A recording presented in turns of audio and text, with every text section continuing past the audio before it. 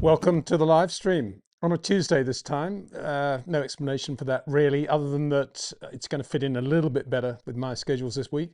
So I hope you can, hope this hasn't been too much of an inconvenience for you, those of you that might be used to having the stream on a Wednesday.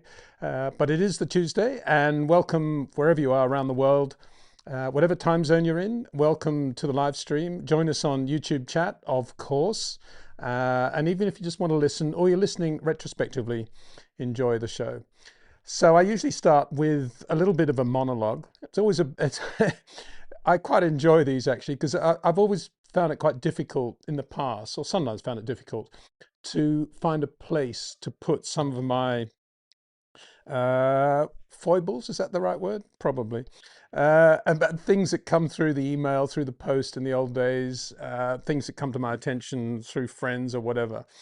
So here we go. The first was this one. You got to see this in the context of I was always amused reading as I was as a kid the autobiography of Jim Clark and how he went to school. And I just couldn't imagine this guy that was driving the Lotus 25 and winning all these races actually went to school and was a kid. That's what you think when you're young, I guess. And he went to Loretto school. He went to some others as well, went to Loretto and played hockey and did some stuff. And there's some pictures of him doing that. And I always thought, I wonder what they think about him at Loretto. This is going back to the late, the 60s. What they think about him now as an ex-Loretto, whatever they call them, ex-Loretto boy, having won 2 world championships in the Indy 500, how they would actually address that situation. And with mates, I used to say, oh, well, the headmaster probably announced it at the, at the beginning of the new term or something like that. And then James Hunt was a funny guy, and he went to Wellington College, one of the big upmarket private schools in the UK. And indeed, Peter Hunt, who I knew very well, his elder brother, who was actually my accountant for quite a long time, said that they did actually, at the beginning of the new term in '77, they said, and now we'd like to make an announcement that Jay Hunt, of formerly of Upper Sixth, won the Formula One World Drivers' Championship last year. So congratulations to Mr. Jay Hunt. And that's how it was announced at Wellington College. I always thought, yeah, that's pretty cool, isn't it?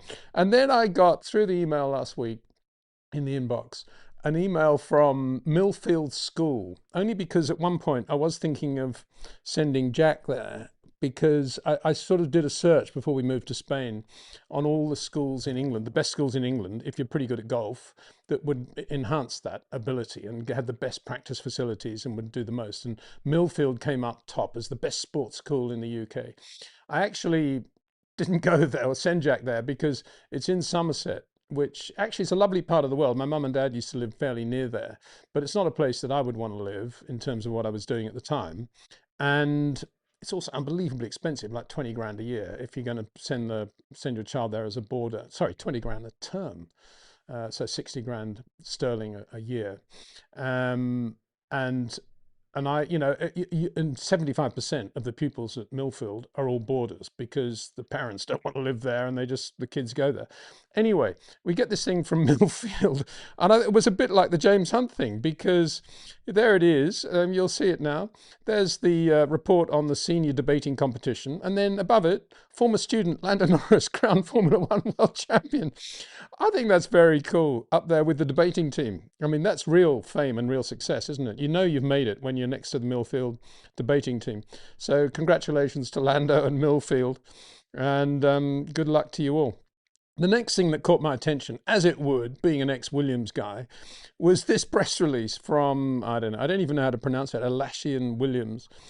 Anthropic and Atlassian Williams team, announce multi-year partnership, naming Claude the team's official thinking partner.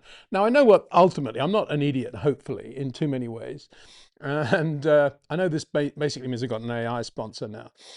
But I mean, what would Patrick Head, storming down the corridor as he frequently used to do towards Frank Williams's office in all those great days at Didcot when we were conquering the world, what would he think if Frank had announced Claude as Williams' official thinking partner at that time?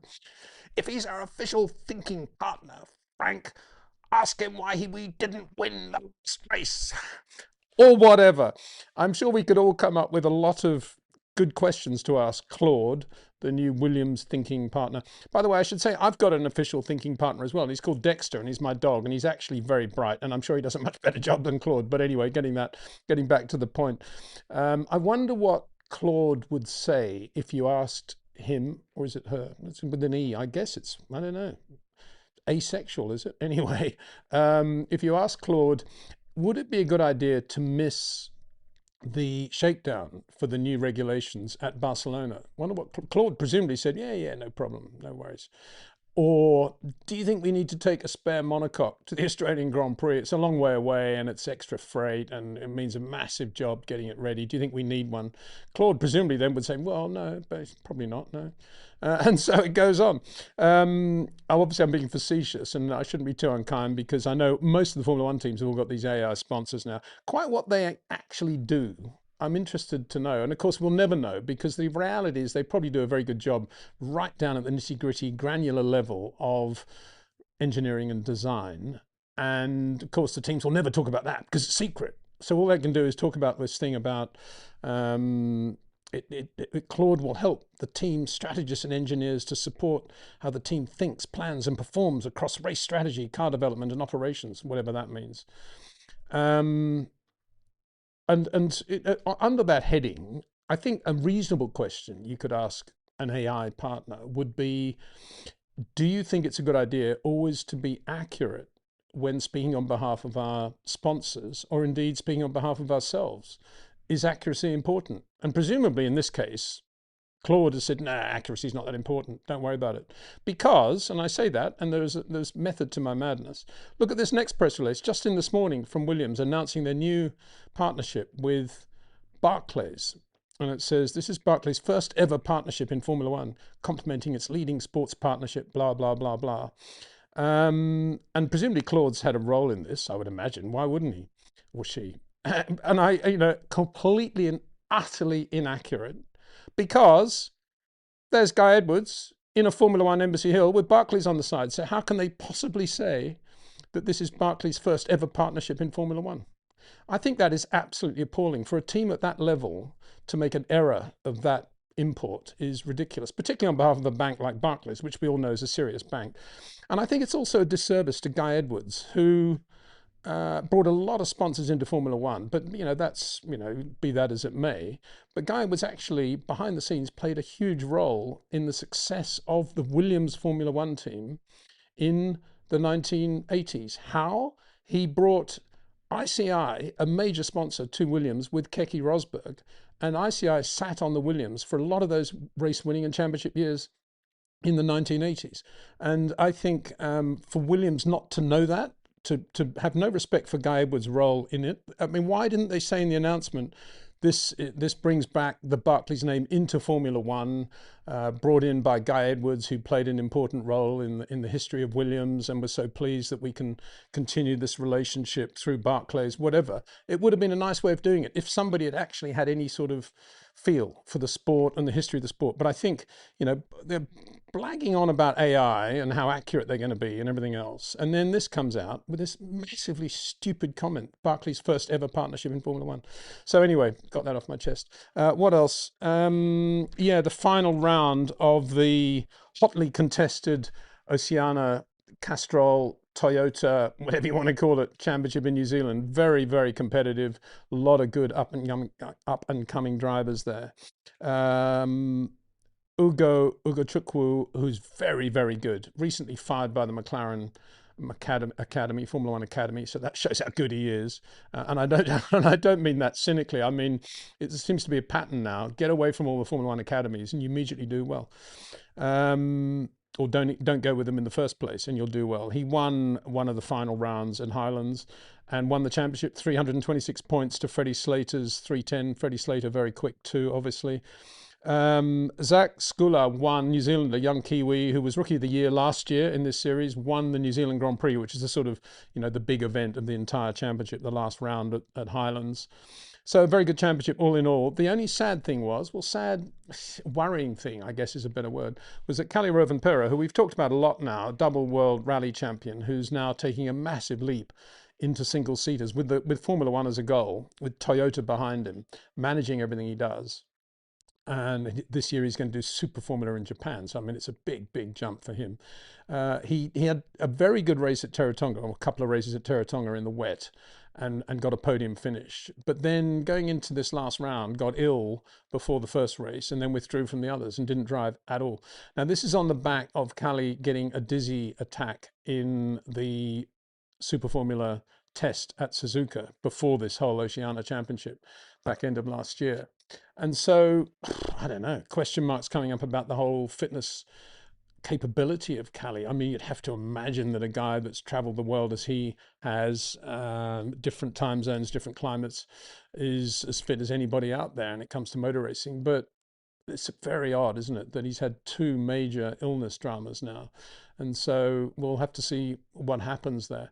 The only thing I'd say is that with rallying, I think I may be wrong here, but I think there's a bit more time to adjust. You can get out, you do the recce's, you do this, I'm talking about if you go into foreign countries, and everything's a little bit more, I'm not saying it's tranquil in any way, it's not, it's frenetic, but there's a little bit more time to make everything work, I guess, is what I'm trying to say. And I think in motor racing, it's everything is very, very compressed.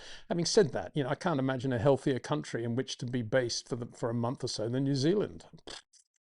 Great food, wonderful workout facilities. I mean, it's just, maybe he got flu or something in the rain and all that stuff in Teretonga. Anyway, we wish him all the best, because it's not a great way, obviously, to finish his series there, and very disappointing for him. Just on that subject, though, of Japan Super Formula, it'd be interesting to see what he does, because in terms of where he lives, because my advice would be for him to base himself in Japan, partly to just embed himself in the team and the whole ethos of Super Formula and get to know everybody, pick up a bit of Japanese maybe. He seems to be very good on languages. And the other point, of course, is that commuting, presumably from Finland or Europe, anywhere in Europe, is absolutely hellish if you're racing in Japan. And particularly if you're trying to be really fit, because if you're trying to be really fit, you're really on the razor's edge of, anything can just throw you off. And that's what happens if you try to do that. And I speak from experience with friends who've tried to commute to Super Formula races from Europe. Inevitably, at some point of the year, they've got ill because of the time change, because of everything else that's going on. And so I just hope he lives in Japan and Toyota have that under control and persuade him to do that. I don't know where they're at with that. Anyway, there we go. Said all that. Let's get into the questions now and see what you would like to talk about. And let's have a look now. Here we go. First one is from Ronnie Way. Hi, Peter. As always, your views are refreshing. Thank you very much.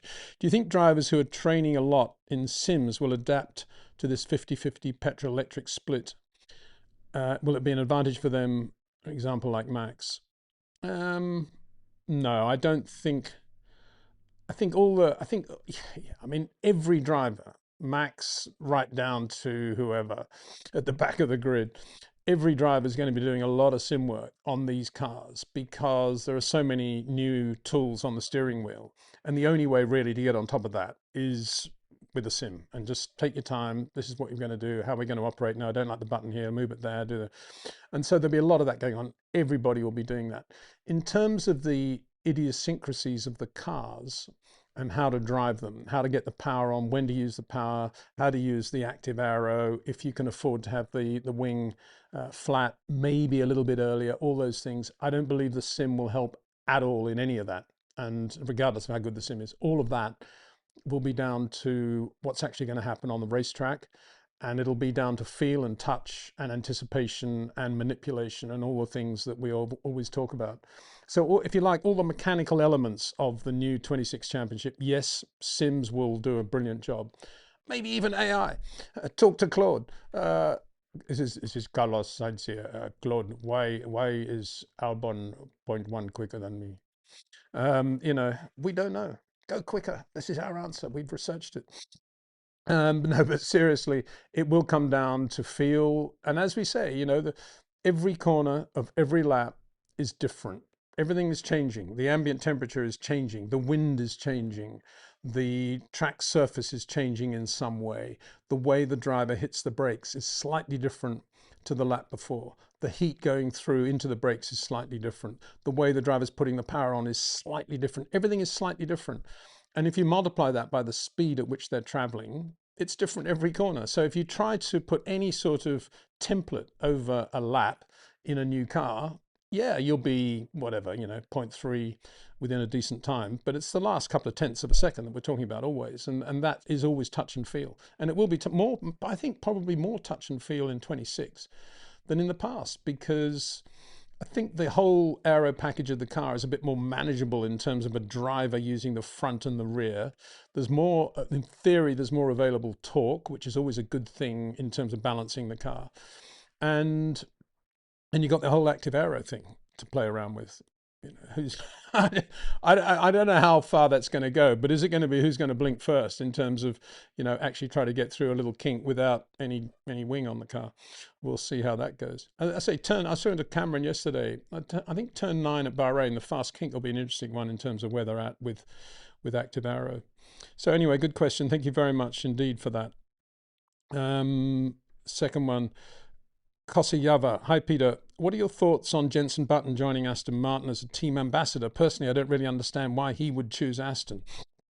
Well, I think he's choosing Aston because it's potentially a winning team, and there's presumably a lot of money there. So I don't think it's very difficult to understand why he's going there. And he's got Fernando Alonso as a driver, who's very quick, and he's got Adrian Newey as the technical director stroke team principal, and he's got Honda as the engine people to play around with. So yeah, a perfect choice, I think. I was saying to Cameron yesterday, because a lot of people are saying, how can Adrian Newey take on the role of being a team principal as well as being the technical director? And I said, well, it's very easy, because what he doesn't want is anybody telling him what to do. So in order to do that, he's got to be at the top of the tree. But team principal is, I think, a very old-fashioned, stupid name. And it's all about ego, and I'm the principal of the team, and nobody can be more important than me, and I am the star figure of this outfit. It's not that, of course. And every race team is a combination of great talents. And Adrian Newey's talent, quite clearly, is equal proportions race engineer on the pit wall, running a car, and be managing a car, creating a car, designing a car. And that includes the power unit as well and the drivetrain. But what he doesn't really want to get involved with are press releases, press conferences, interviews, dealing with sponsors, having to deal with shareholders, all that rubbish. He's not interested in any of that. But in order to have the control that he needs in order to do the car the way he wants and run the team the way he wants, the race team that is, he has to take on this position of being at the top. And he doesn't care about titles. Adrian's not interested in titles at all. He'd be quite happy to be called team manager, I suspect.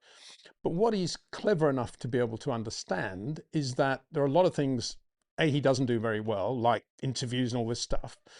And he'll get good people to do that. And who's a good guy to do lots of stuff with the media, give them lots of quotes that they all love, they'll all rush. Oh, Jenson Button. Yeah, all love Jenson, ex-world champion. He's been in the movie. Jenson's a great guy to have. He'll be perfect face. And so he's doing the job.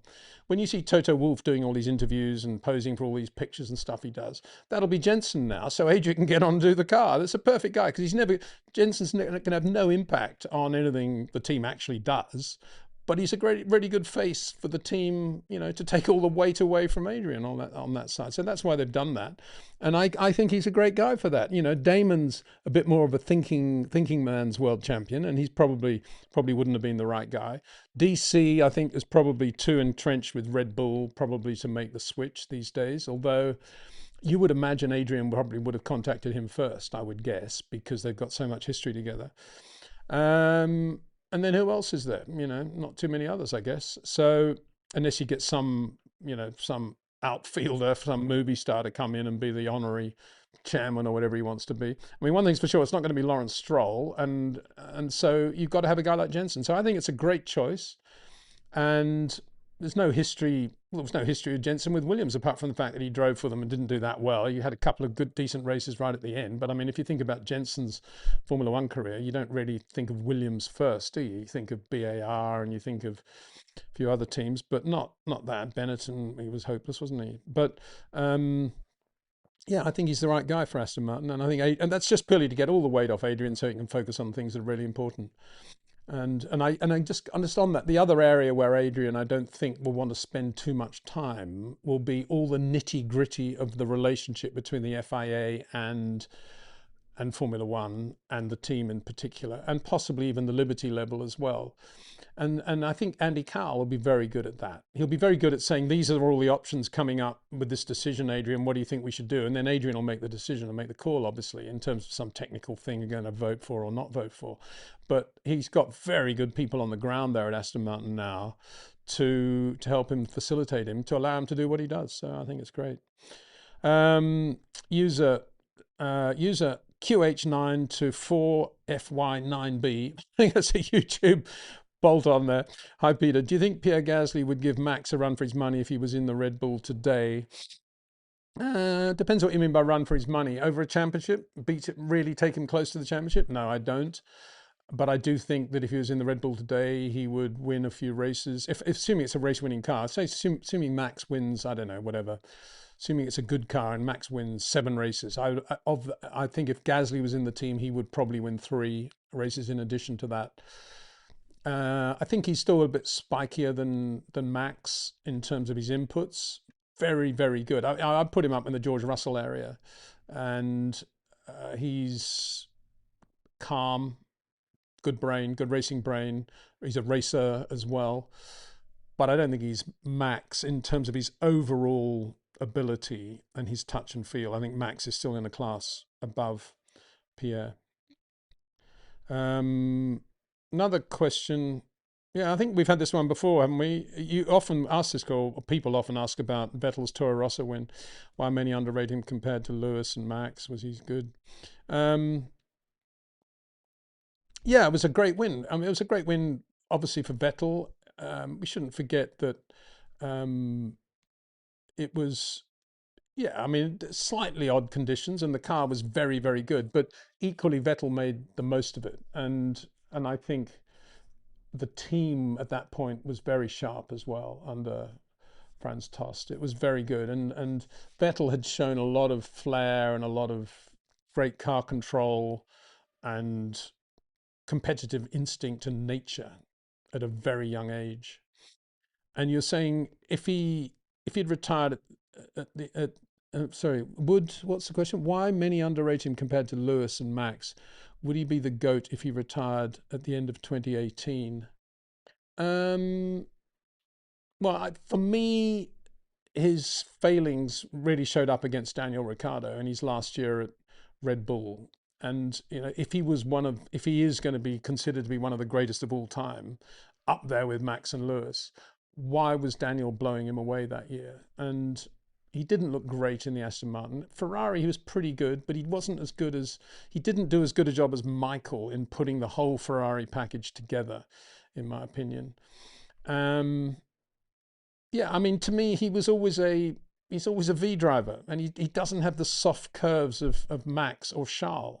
Everything was quite linear with Vettel, and so long as the car allowed him to get away with that, which it did most of the time, even particularly in some of the Ferrari years, then he was really, really quick. But he didn't really adapt to anything when the car was less than good. If the back end particularly had gone away and lost downforce, he wasn't very good at the rotation point of the car. And so that's why, in my opinion, he isn't up there with Max and Lewis. But, you know, yeah, Toro Rosso win was very good. But then, you know, Pierre Gasly's win at Monza was really good, and Esteban Ocon's win at Hungary was very good. You know, it's a question of where you rate these. But at the age he was and where that team was and the conditions, yeah, he was really, really good. Another one, this is your second question, and then I think it's like T20 cricket now, isn't it? 2 wickets only, 2 balls only, 2 runs, whatever. Red Bull never seems to have any operational procedural issues. What makes Red Bull so efficient? And now they've gone through significant personnel changes. Will it be the same if Max leaves? Well, I don't think and I think you're correct about Red Bull. I still think it is the best race team, race in italics in Formula One, despite the departure of Jonathan Wheatley, Christian Horner. You could add, if you like, Helmut Marko and a few others. Uh, but I think in general they just have a feel that is an oldie worldy. It's just like a race team always was. If you think about, or if I think about Ken Tyrrell or Frank Williams at his peak, or McLaren, yeah, anything Ron Dennis when they were really going well.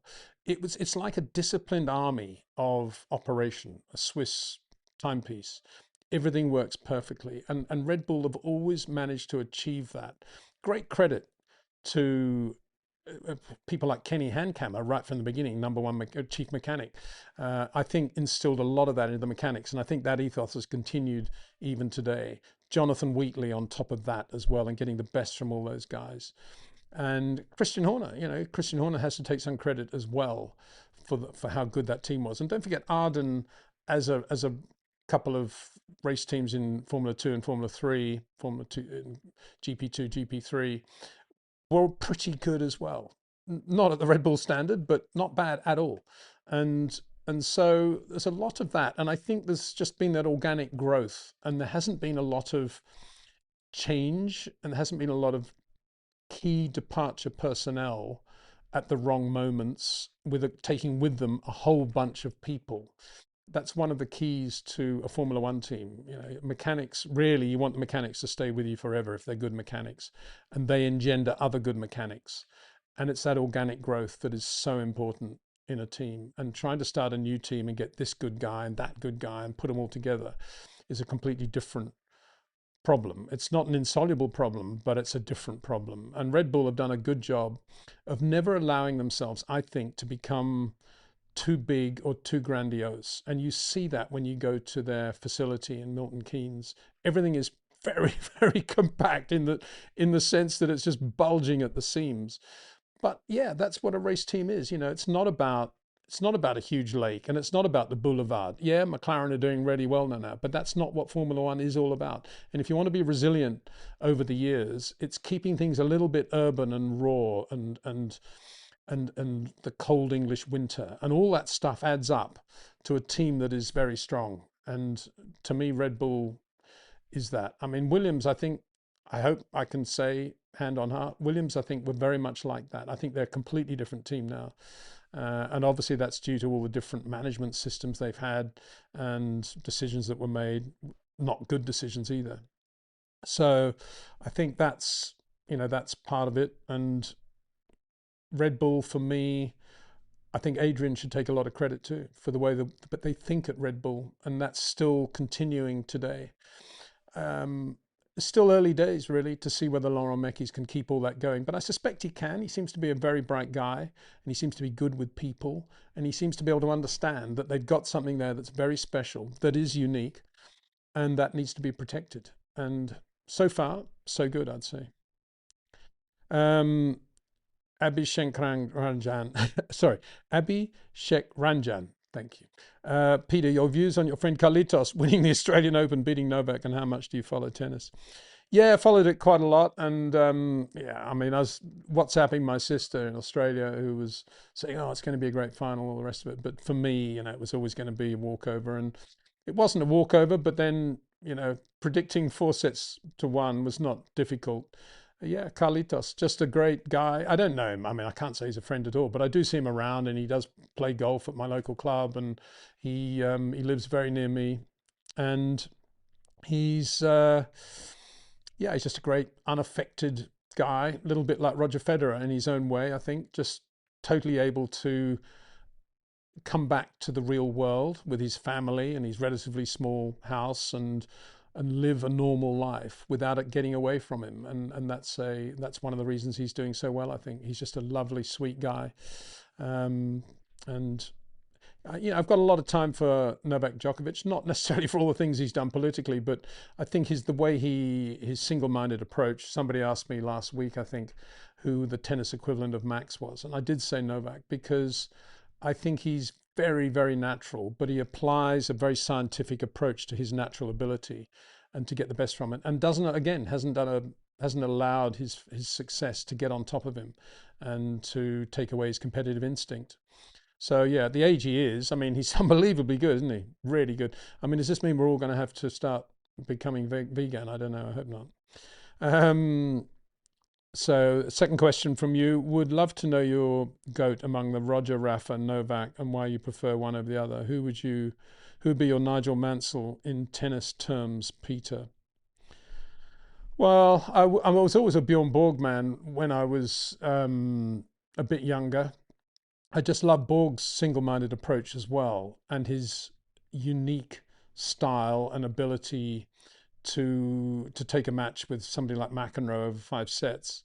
So yeah, he would be one of my great players. I was a big fan of Pete Sampras when he was playing. Always wanted him to win. And as I said, to me, he was a sort of Jackie Stewart of tennis. He had this lovely all-round ability, and everything looked so natural with Pete, and he made it look so simple.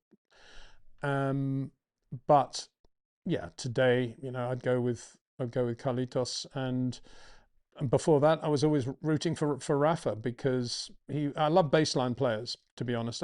I'm a little bit sad at the way tennis has gone away from baseliners and serve and volleyers. And today, you can't really just be a baseliner, can you? But I always loved boring baseline players. You know, when it was the days of Harold Solomon, Eddie Dibbs, I used to love watching those matches. I think I was the only guy in the grandstand that did. But I love that thing when it was sort of 50-stroke rally and who would break first. I always loved that sort of contest rather than the smash and bang. Just on that, I remember talking to Patrick Tambay once. I think it was in Austria, in the back of the Ferrari motorhome, and we were talking about tennis. Well, I was actually talking to him about the car, and he was saying, "Oh, through the change of direction when they just before they go down the hill, he's saying the car is just absolutely brilliant. I just love that bit of road." He was always quite, vivacious, Patrick. And then he said, it reminds me, it's exactly the same feeling you get when you've just done a great serve and you're running to the net and your hair's blowing back and you know you've got the volley. What a great feeling. It's exactly the same feeling. I thought, wow, that's a great analogy. And I've never forgotten Patrick saying that. Zabe Shodogal. Mr. Peter, how can I watch seasons from the 60s or 70s? Is it even possible? And if not, other than what can I do other than that to experience that era? Also, I think McLaren will have a good car for 26. Yeah, McLaren. Where are we? That way. Yeah, there you go. That's the McLaren. I got it up there. Um, in the test, I think they'll have a very good year. Of course they will. They've got so many good building blocks, even though this is a new regulation. A lot of it, as we saw from that test, I think is carryover. So that's a good thing for them. How can you watch? Well, just to be clear, Formula One own the rights to all the footage in Formula One post about 1974. Now they bought the Marlborough archive relatively recently, a couple of years ago, which was John Tully's team. And that was all footage that was shot on behalf of Marlborough around the McLaren team, a little bit Ferrari as well, onboards and so forth. And that, I think that's from about 74 onwards, when it was Marlboro Team Texaco at McLaren. The McLaren team didn't exist that year. The team was just called Marlboro Team Texaco. So, but before that, most of the footage is not owned by Formula One. But I know for a fact, because with a colleague of mine, Richard Wiseman, we've been doing a lot of research, that there is moving footage of every Grand Prix since the dawn of time, since the first race in 1905. So there is footage out there, but it's just owned by different film companies, news agencies, privately, whatever, and it's all there. And it's astonishing to me that Formula One, unlike the Olympics, for example, who did make a point of going out to make sure they owned all the moving footage of every Olympic Games ever staged, haven't done that. And there's all that footage out there. So it is watchable, but there's a lot appearing on YouTube now, which, and some of it's colorized as well. If you actually go to YouTube, and you can dig deep in YouTube. If you go to the AP archive, for example, or Pathé, you put in whatever you want to put in, 1954 German Grand Prix, you will probably come up with something. from that race, and you'll get a feel for what it was like. And you'll see Hans Hermann there in the Streamliner and everybody else in the open wheel Mercedes. So yeah, it is all out there. Not all of it's on YouTube, obviously, and it can't be reproduced, of course. But it is all there, and one day everyone will have access to it. That's my dream. Consequences of living. Kudos, Mr. Windsor. You're among the few to warn us against Mercedes only PU hype, and the only one to believe in Red Bull powertrains. The only one. Well, I hope I've got a few believers at Red Bull powertrains who believed as well. Turns out Ferrari peak at 350 kilometers an hour, Merc at 347, Red Bull at 345 are all neck to neck. Well, let's wait and see in Bahrain before we really get too carried away by that. As I say, as I said yesterday, that was a shakedown. It wasn't a test. And if you were really pushing the car to the absolute limit in terms of top speed in your shakedown, I don't think you were being very sensible.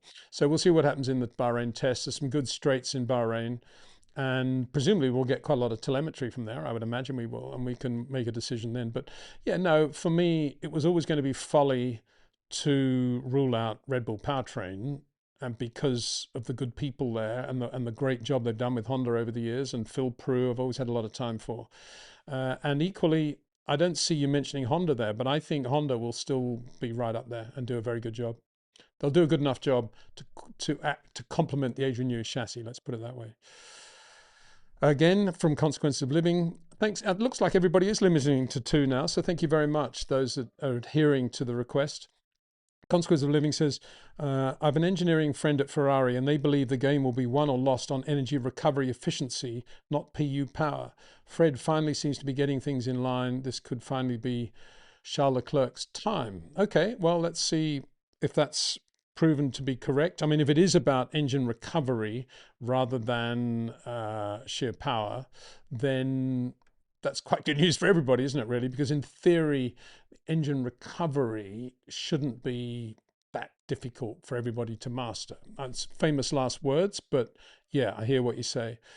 As it happens, I've actually got also a couple of contacts at Ferrari, one of them deep in at Ferrari, and he tells me that things aren't as good as people are suspecting at the moment. But anyway, that's, again, very early days, and let's see what happens here going forward.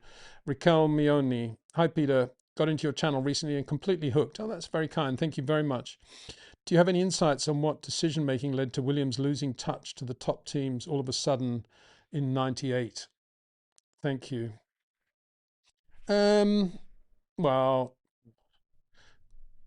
yeah, a lot of poor decisions. Frank sadly wasn't, you know, quite the same. I think Williams was a different sort of team then. It was engines changed, a lot changed, and for me, you know, it grew too quickly in some ways. I think Williams were, as I was describing the team earlier, the Red Bull team, everything was organic, and I think it was less organic at that stage in terms of how it was operating and how things were going.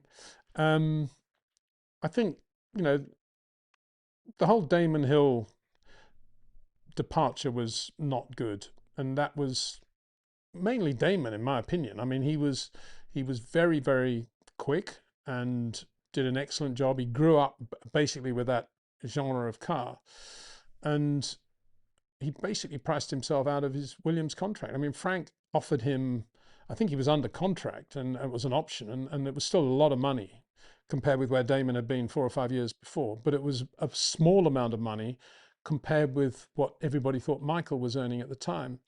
And I don't know, I think just Damon was poorly advised, and he listened to the poor advice. That's the strange thing. And he left, and I think that was obviously quite a big shock to everybody, and that has some sort of impact on the way a team thinks and operates. And Jacques Villeneuve was never really a part of the whole Williams thing. He was there with Jacques Villeneuve and Craig Pollock, and everything was done his way, and it was just, I don't know, the whole Williams thing went away. You know, if you think about the relationship between, say, Nigel and Patrick and Frank, as as messy as it was actually very tight. And but I don't think it was ever like that with Jacques. And yeah, and then they went, went away, the whole Ralph Schumacher thing, and I mean, that was Frank never really believed in Ralph and didn't really offer him a proper contract and hired him and gave himself lots of outs if he wanted to. And then when he realized that BMW would want Ralph in the car, he had to pay Ralph much more than he should have. And I think at that point, Frank also invested quite a lot of money in Qatar as well. I think it was around that time and that money went to. So I think there was quite a lot of poor decision making. I don't want to speak too much about it because it pains me really, because it shouldn't have gone that way. But it did. So yeah, it was a bit of a strange time, and it's just a shame that, I mean, it's just an example that things can't continue forever. Look at Red Bull.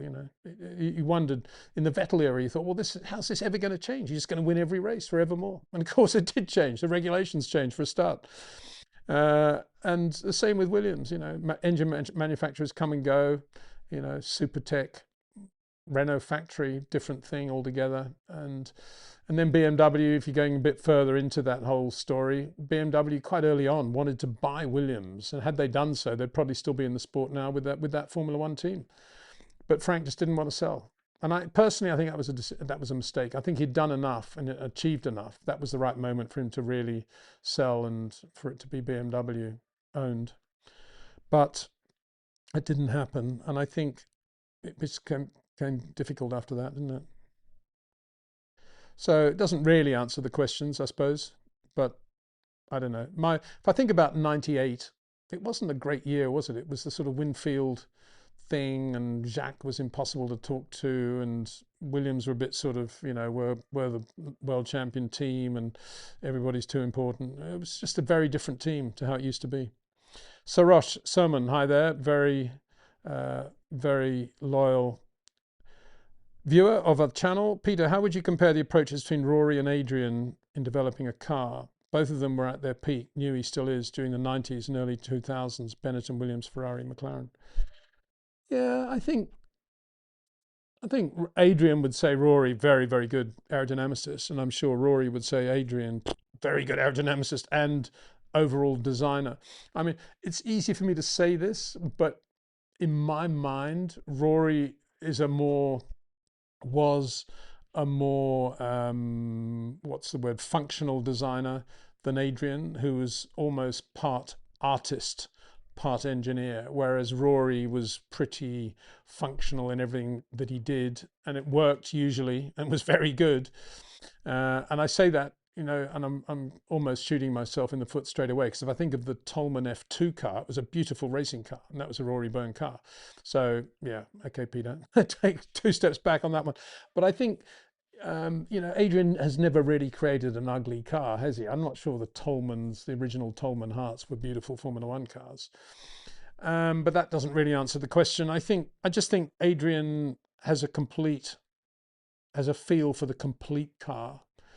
And I still believe and think that only two engineers capable of designing very good chassis in the history of the sport, well, three probably, if you include Colin Chapman, could actually do an engine as well. And I think it'd be Adrian and Patrick Head would be the three that I would choose. Maybe Gordon Murray. I don't think Gordon quite at the level of Adrian and Patrick when it came to engine design. Maybe I'm wrong there, but certainly Adrian. That's why I've got so much confidence or faith, belief in the Aston Martin this year, because I think Adrian will have a lot of effect on what Honda are doing as well. And I don't think Rory was in that area either, with compared with Adrian, or indeed even Patrick Head. But Rory, very good. I guess it comes down to detail as well. I think Adrian is much more of a detail designer than Rory was.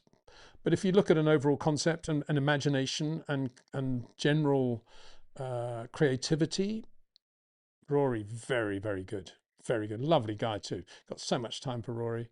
A very simple, easy to talk to guy. Simple's the wrong word. Straightforward, easy to talk to. And did work wonders with Alex Hawkridge when he got very ill.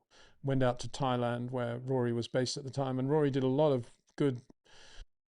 holistic medicine stuff, and Alex was magically a lot better.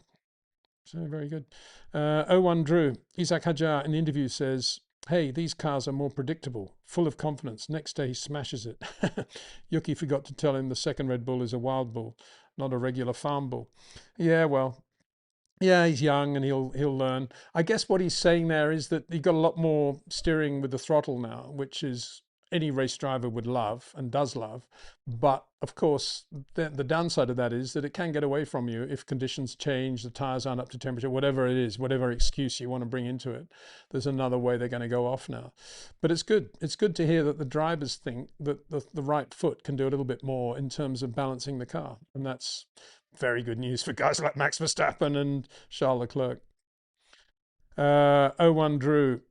Charles Leclerc has had 27 pole positions in Formula One and he has converted these into 5 wins. That's like 18 or 19% conversion rate. 8 years in Formula One, something of. Charlie can't only blame Ferrari. I think he can.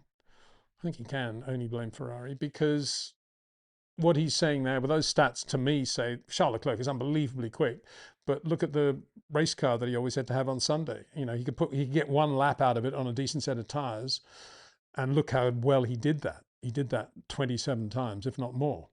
Not necessarily resulting in a pole, but look how bad the car was in terms of its ability to remain well balanced and look after its tires. And that's all that stat says to me. And I don't think that's one of the, I think, you know, you can relate stats like that to other sports, you know, whatever it is, where the athlete's almost in complete control of what he's doing, but not in motor racing when you have so many factors on race day that come into play. That all that stat says to me is how quick Charles Leclerc is, even if he's in a bad car. Zavish Dagal again. I think it's probably your last question. And Sarosh is coming up. I think it's hopefully, not hopefully, but I think it's got to be yours last. Peter, a person named Oscar Plada is making very beautiful maps in your community. I don't know if you've seen any of them, but they're great. Just messaged again to say this, no question. Oh, okay. Well, you're allowed to pass on that one. And thank you very much indeed for that info. I'll make a note of that and we'll have a look at those. Oscar Plada. Beautiful maps. Love beautiful maps. And I grew up actually with Ordnance Survey maps, which my dad used to love, looking at tiny paths everywhere. My son actually's kind of adopted that as well, although he does it, of course, on all the internet. And he's got he loves, when he was particularly in the UK, loves looking at obscure railway crossings in the middle of nowhere and finding the little path that gets you to the railway crossing, which I got into as well. I loved it. So a lot of the countryside doing that. But anyway, thank you for that, the maps. And I did actually use Ordnance Survey maps to great effect when I was in my 1 or 2 years in the army, my last couple of years at school, in the quick decision exercises that took place over 4 days at Singleton in Australia at night. And we did pretty well as a platoon. So there you go.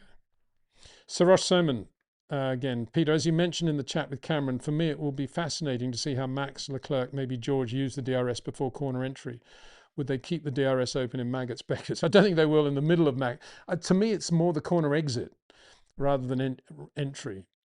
And because my feeling, and it may be too simplistic, is that because guys like Max and Charles have a lot of their pace because of the way they perfectly rotate the car at the right moment and get the car pretty load free earlier. Now that's one of the benefits of a short corner, that you've got most of the lateral load out of the car by the time you finish the rotation, and you're basically pointing in a straight line, obviously not completely, but pretty much so.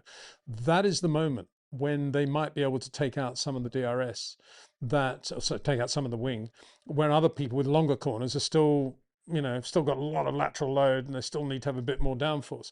That's when it'll come in. I don't think it'll come in on the entry to corners so much, but I think at that moment from rotation onwards, it'll be fascinating to see if indeed we do get to see that sort of detail.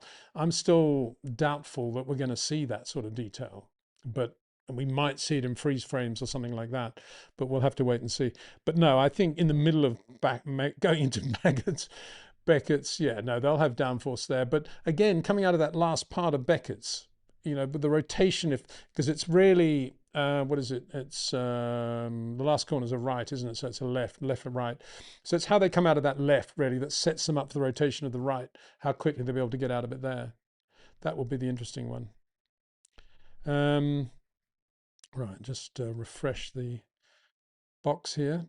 Just for those that technophobes who may or may not be interested, I've actually reloaded the entire plugin for this thing, and in theory that should cure the problems, but already it's frozen once, so it's not really working. But anyway, from Aaron. From Aaron. Hi Peter, a bit of a random question. Do you have any anecdotes of Formula One drivers trying to drive a car on two wheels? There's a YouTube video of Christian Horner trying it in an Aston Martin. Your billiard ball balancing analogy makes me think of balancing on two wheels, but do you think there is any overlap? Um, I don't actually recall a Formula One driver doing something spectacular on two wheels in a four-wheel car. I mean, Rob Slottermarker never made it to Formula One, but he was as good as it gets, as good as anybody you'll ever find on the Red Bull Media Hub at car acrobatics, and could drive a four-wheel touring car on two wheels, literally through S-bends, do all sorts of things. Rob, famous for, he was good mates with all the Formula One drivers. I mean, I don't think he ever raced a Formula One car. He, a Dutch driver, obviously based at Zandvoort, and he famously once was over in the UK and woke up Jackie Stewart and Jim Clark outside their flat in Balfour Place, Mayfair, London, with donuts in whatever car he was in at the time. So that was probably the first ever donut, as Rob Slottermarker doing stuff between the parked cars on a Sunday morning in Mayfair. Yeah, I mean, I've talked about the conversation I had with Kimi Räikkönen in Manicure one year when he was doing an Alpine Stars motocross event between practice sessions, and I was chatting to him, and he literally had both feet on the pegs and was just balancing the bike on the handlebars while he was chatting to me. And that this was, a good couple of minute conversation, no feet on the ground at all. That's my. Oh, and of course the other one is Jack Brabham. I wish I could find that picture now. John Judd gave me the pictures. Jack Brabham riding a bicycle cross-armed with perfect balance. Try that. And this is Jack Brabham, who we normally wouldn't associate with finesse and balance and acrobatics. But of course, one of the reasons Jack Brabham was so successful was because he was an unbelievably great athlete and racing driver. Forget the fact that he had designed 2/3 of the Cooper Climaxes with which he won the world championship, successive world championships, and then subsequently his own car with Ron Toronak. Forget all that, the engineer driver. This guy was a brilliant racing driver, athlete in his own mind, in his own right. So yeah, just try. Actually, probably don't try riding a bicycle cross-arm. It's probably not very, very safe thing to do. But Jack Brabham's doing it and did it very well. That's impressive, I think. When I saw that, it blew my mind actually as to explain why he was able to win so many difficult races like the Nürburgring 66. People talk about Jackie Stewart in 68. They talk about, wet weather wins, Jackie Ickx at Rouen. We talk about Max Verstappen at Brazil. We should never forget Jack Brabham, Nürburgring 1966 in the rain, just disappeared from the opposition. Fabulous drive. John Surtees, Spa 66 as well. Nicola Losa. Hi there, Nicola. Hi, Peter. Thank you for sharing your expertise. What do you make of Ralf Schumacher as a driver? Funnily, we were talking about him earlier, weren't we? I think he's underrated due to his brother, but he was good enough to win races, a bit like Sainz these days. Yeah, I always rated Ralf, actually, because he was a short corner driver. He never really softened up in the way that Michael was beautifully soft and supple, but he definitely had that same ability as Michael. And it was really, I have to say, I was the guy that convinced Frank to take Ralf Schumacher on that basis. I said, look, Frank, he's got the best driver coach in the world. He's called his brother Michael, and he's quick anyway. This guy is good. And Frank he was very keen to run Montoya and then Alex Zanardi, and he did run Zanardi. But I said, no, Ralf is the way to go, definitely. And as I said before, the problem was then that Frank said, oh, okay, but he didn't sign him on a strong enough contract and left too many options for himself to get out if Ralf didn't prove to be any good. As a result of which, Ralf then took him to the cleaners when BMW joined the party. But he was good. I think Ralf, I don't know whether it was the dynamics of the family or whether Ralph's success got away from him quite quickly, but I don't think he progressed as much as he could have, should have as a driver, because he definitely had the natural talent to be really, really quick. And as you say, on his day, he basically could handle Montoya, and that's not easy. He was very, very good. I there was one odd conversation I had with Ralph after he had a massive shunt in testing at Monza, and we were just chatting away, and I'd seen him wearing glasses a few times, spectacles, and said, we wearing? Tried to find the nicest way I could to wear it, and I said, were you wearing your glasses? He said, yeah. Of course I was wearing the glasses, yeah. I said, but you're not wearing them now, and it was the race. He said, no, I don't wear them for races. I wear them for testing and practice, which was a bit odd. But anyway, yeah, and I think I was a bit of a lone wolf in being a Ralph Schumacher fan. I remember lots of funny times with Joe Saywood in the media center when everybody knew I was a Ralph fan, and whenever anything happened with Ralph, it always, all the meat pies were thrown at me. But then equally, when Ralph did do some things, they all sort of looked at me and thought, wonder how do we account for this win here? Right. Another one. It's like a cricket one from Afishenk Ranjan.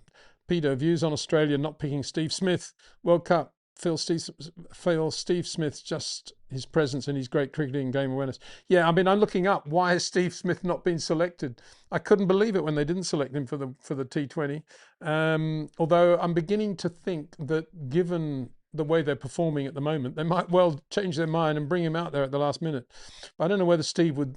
There's no explanation from Steve what he thinks about it all and whether he was absolutely totally available, or maybe they're just thinking, Cricket Australia are thinking, I don't really care about the T20, keep Steve for the upcoming one dayers and test matches. We don't want to overuse him. Maybe they're thinking that, I don't know. But speaking of all that, I see that my hero in life, Steve Waugh, is captaining. He's part owner of the new Dutch T20 team in a new European T20 championship, which isn't really a European one. It's based in Ireland or Scotland or something. And I think Holland are the only European country in it. But anyway, Steve Waugh, part owner of the Dutch T20 team.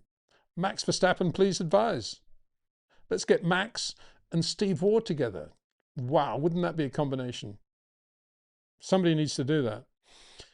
Another one. It's going to have to be the last one because we're trying to have this 2-question limit.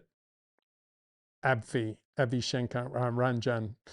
Russell and Fernando challenging Max for the title would be the most exciting thing, as they are equally aggressive like Max and would not give an inch, and street smart in playing the rules like Max. Well, I think you can add Charles Leclerc into that as well, as drivers who don't give an inch. If you throw Charles in there with Russell and Fernando and Max, bit of Oscar Piastri too for dessert, not bad. Yeah, I think you'd have some fireworks there, wouldn't you? Be a good thing. Let's see what happens. I mean, the driver that actually I think plays least by the rules is Charles Leclerc, to be honest. I think more than any other. The things he's done over the years, quite scary, really.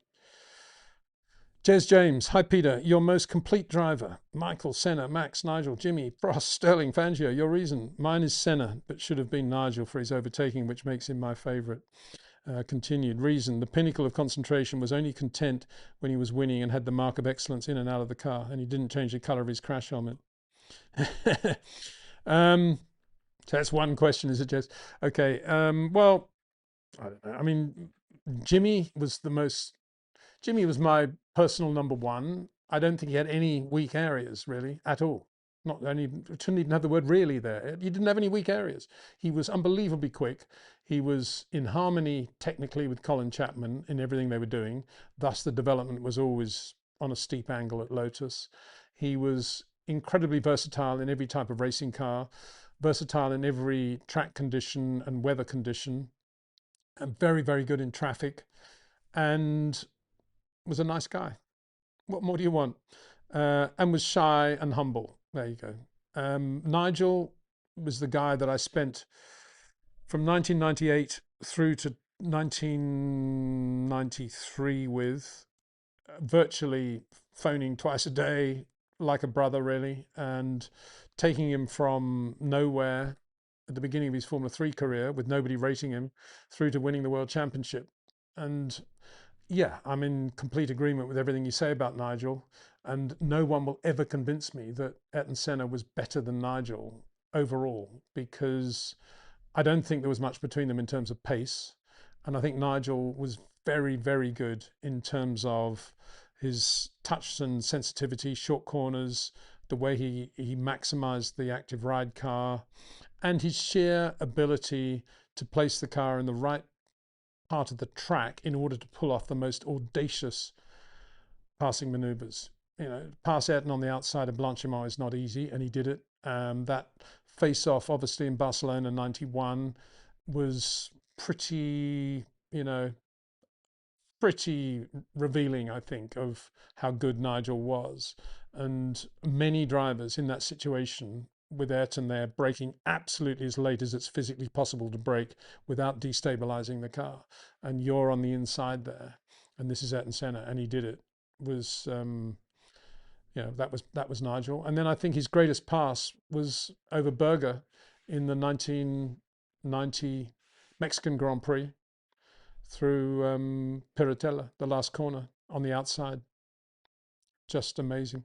So, I mean, obviously we all have our own opinions and we all have our own vision of Formula One based on when we were born, what we grew up with and what we identify with. And I totally get people being into Ayrton Senna, as indeed I am and certainly was the Ayrton that I knew. But I never put him ahead of Nigel, never. And Nigel for me was a driver that John Thornburn, I've told this story before, rang me one day in the beginning of 1978 and said, I've just seen the best driver, British driver since Jim Clark. And I don't think he was wrong. Nigel was that good. It just took everybody so long to realize that. And a lot of people still today would never concede that. Jim Clark, Nigel Mansell. I'd put Carlos Reutemann in there as well. It's a personal thing. I think Carlos was absolutely brilliant in so many ways. Obviously had a few shortcomings, but yeah. Anyway, we can talk about that sort of thing for hours. No, days, weeks, months, probably. Jez, last question from James, I think. Recently saw the Formula One movie. Hate to be negative, but what a load of tosh. Sorry, such a shame as they had so much at their disposal. A bit like the latest Top Gun, Maverick. No real story or real characters, just focused on flying the planes. The original Top Gun '86 was a masterpiece. Well, Anthony Edwards would be very pleased to hear that. Another of my buddies. He played Goose in that '86 Top Gun, and he's a big Frank Williams fan. That's how I know Ant, and he put a lot into that movie, and very pleased to hear that. Frank loved Top Gun in '86 as well. It was greatest movie Frank had ever seen. Yeah, well, hasn't the Formula One movie just got an Academy nomination or something? What's that all about? Oh, mind you, Melania's got bound to get Academy accommodation thingo as well, isn't it? So Jez says, final question. As was the movie Senna and Grand Prix, the movie TD 3D Closer to the Edge is also worth a watch. Very well put together. That's the 2010 TD Tourist Trophy. So there you go. So Tony Woodstra says, good morning to you all. River J Riv says, hi Peter, what do you make of Ocon's comments that this year's cars lose a lot of downforce when following based on his experience in Spain, and also that he thinks it'll be very difficult to pass? Yeah, I think I think those comments are totally predictable, and that's what will be the case, because this time they haven't spent any time thinking about overtaking. They've just said, well, forget about all that. It's all too difficult. We'll go for something else now. And yeah, I think they were all hoping, the rule makers that is, that along the way the cars would still be relatively easy to drive behind another car and would be relatively easy for overtaking, but they're thinking, well, they're a little bit smaller, so that'll help the overtaking thing. It was all a bit sort of wishy-washy in my view. And of course, as Peter Wright, late lamented, much missed Peter Wright, aerodynamicist who invented with Colin Chapman sliding skirts over a ground effect car, as he so eloquently put it when I spoke to him about a year before he passed away. He said, if they want to make cars easy for overtaking and have no turbulence out the back, put sliding skirts back on, no problem at all.